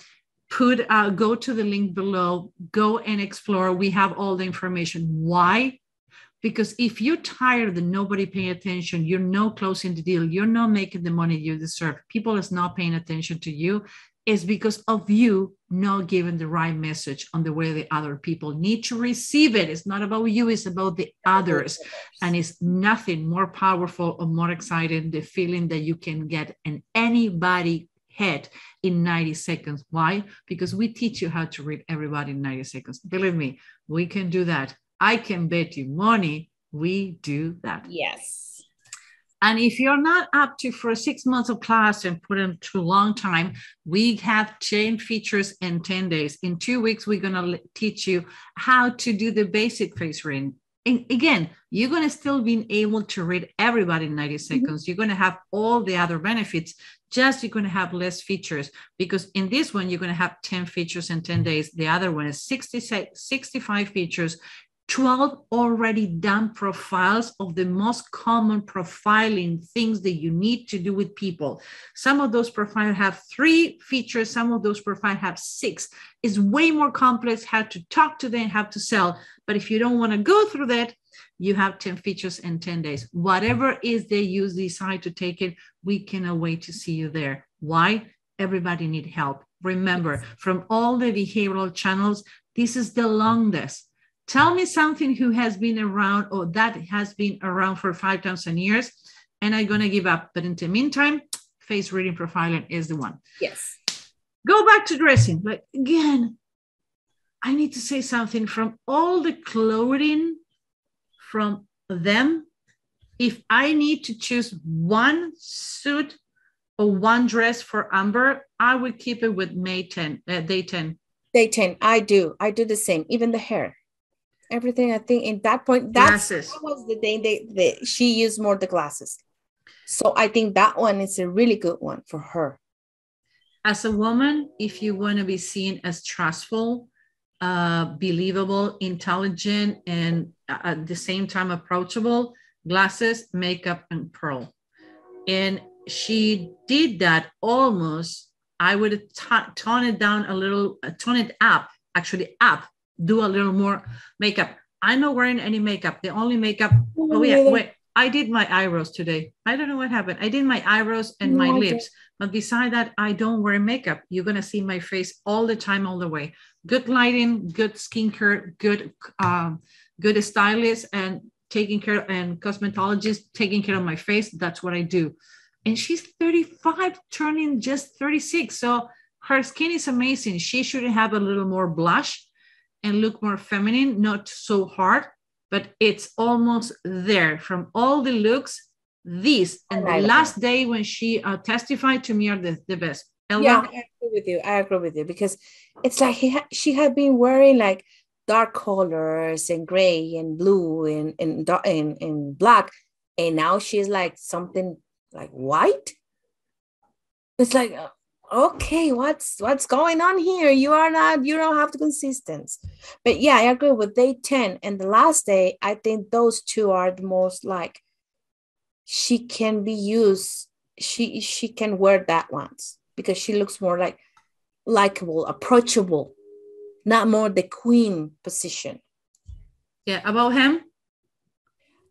Like I told you, the only thing that I can see about him, you can see the hair. I like because it's sometimes he doesn't have a ponytail and sometimes he had it. But the thing that he changed, it's her, how we call it? The tie or the tie. The tie. Because the I think the colors are like the same, dark, blue, gray, black. So he's more consistent. Yeah, you always says to someone who's going to go to court, never wear a red or blue tie if they're not combining both colors, because you can give the impression you're Republican or Democrat. Mm-hmm. Those are the things people don't understand about court prep. It's more than... You see him and then in day 10. Yeah. It's like... People think it's only to teach you, we're going to teach you how to lie. Like, no, it's way more complex. Teach you how to lie, everybody can do it. To teach you and go through the colors and the perception of the colors and how you need to proceed yourself is a completely different story. Okay, before we go into the first depot, day 11 for her, I think was better. And day 11 for him, I like it. It looked more British and sophisticated. But what happened with her in day 12? She's mimicking what he's wearing? Yes! You see that? I was like, oh, wow. Okay. What the heck? I don't know. It's like something with this, because I don't know if the coaches are like what are telling her, but you cannot mimic someone. It's like you don't. You want to do the opposite. Yeah, you go to the other side. You keep that distance, that difference between the two of you. But I want you to pay attention to this picture, day 12 from Johnny Depp. Are you paying attention to day 12 here? Okay. Yes. Day 14. Okay. Yes. Again, she's wearing what it would be considered a tuxedo without the bow tie or the regular tie. And I'm tired, you're tired. This is a 3-hour show. I'm sure the audience is tired. I did know that she is going to be testifying. Look on her face, day 13 makeup, and look on the day 14 makeup. Even we should have done that the live that day. Look, even the earrings, it's different. And I hate pin suit again, pinstripe shirt, no tie. She looked like a lawyer. She looked too bossy, no feminine, no approachable. I'm in control. I am the bitch. I am the boss. I'm the mafia. I'm the one who's going to be doing, make it happen. No makeup. Feel sorry for me. Nothing. Elba? No, nothing. It's like, it's funny because I don't know why some days she put like more likable and more approachable, but I can tell you like 80% of the days she's looking like this. No approachable. She's not like, she's the one like, I'm the boss here. I'm going to give the orders here. And why? And when I saw her testifying in day 14, and I remember him on day 12, it's like, really? You need to do that when you are going to testify and tell your story? Again, I want to know who has been the stylist consultant, the makeup consultant, and the trial science coach that she was using to make sure that I never use it ever if I need to encounter. And I hope nobody have put money on promoted their clothing through Amber Heard on the jury, because it's going to be the worst promotion ever. She looked too masculine. She doesn't look approachable. Again, it's not to be vain. We're talking about the things that nobody else talk, the things they need to get prepared for the court. Now, finally, she looked like she need to be looking for. The hair, the dressing, no makeup still. It's too much different. If you had been wearing makeup before you testify, why you're not wearing makeup when you testify? Actually, they're missing something. Do you know what is my theory? Because she cannot cry. If they put mascara, it's not going to be running on the face. If you can really cry, I would put mascara because it's going to be running on your face and the effect will be amazing. But because she's not able to, we didn't see any tears on her. That's the reason she's not wearing makeup. I would put a couple of years of salary on. I think that is the theory. Elba? Yeah, it's crazy because she cannot cry. She cannot cry. And it's funny because she has clinics there. And she uses I'm so sad. It's the pollen. The allergies are killing me. And the way that she cleaned up is no. I was like, really? And I zoomed the thing because I want to see if she was crying. And no. That's the reason I have an 80-inch TV on my office downstairs, because when that happened, like, I'm glued to the TV. I have friends like, Susan, are you losing your sight? Like, I want to know if that is a tear or a wrinkle. Yeah, I think for the dressing part in this day, she was really good because she looks like she perceived like she wants to be like. Even though it look a little messy, the bow is not defined. The sleeves are longer than the jacket.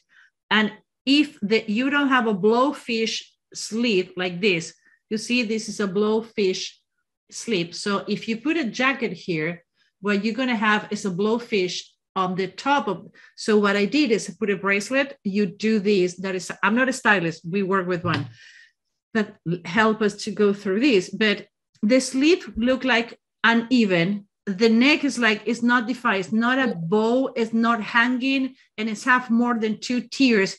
But from all the things, you know what? Somebody told me this morning, she looked like more Maria Magdalena, the Virgin Mary, when Christ was crucified. Like, what is wrong with you? Like, you look like all the hanging tears is like, okay, yeah, more Maria Magdalena than Virgin Mary. Like, I'm gonna put it out there, guys. What do you think? Yes. For my opinion, I think the same. Yes. Naughty girl. Okay, I'm tired. I still need to edit the show because something that you don't know, guys, Elva and I, we edited our own material. Yeah, we're control freaks. Elva, I'm sure you got in a lot of trouble today. If people want to connect with you so you can avoid them, where they can write to you? You can go to elva@humanbehaviorlab.com. And for you, Susan? I'm going to avoid you, except that it's a client. You can go, Susan, at humanbehaviorlab.com.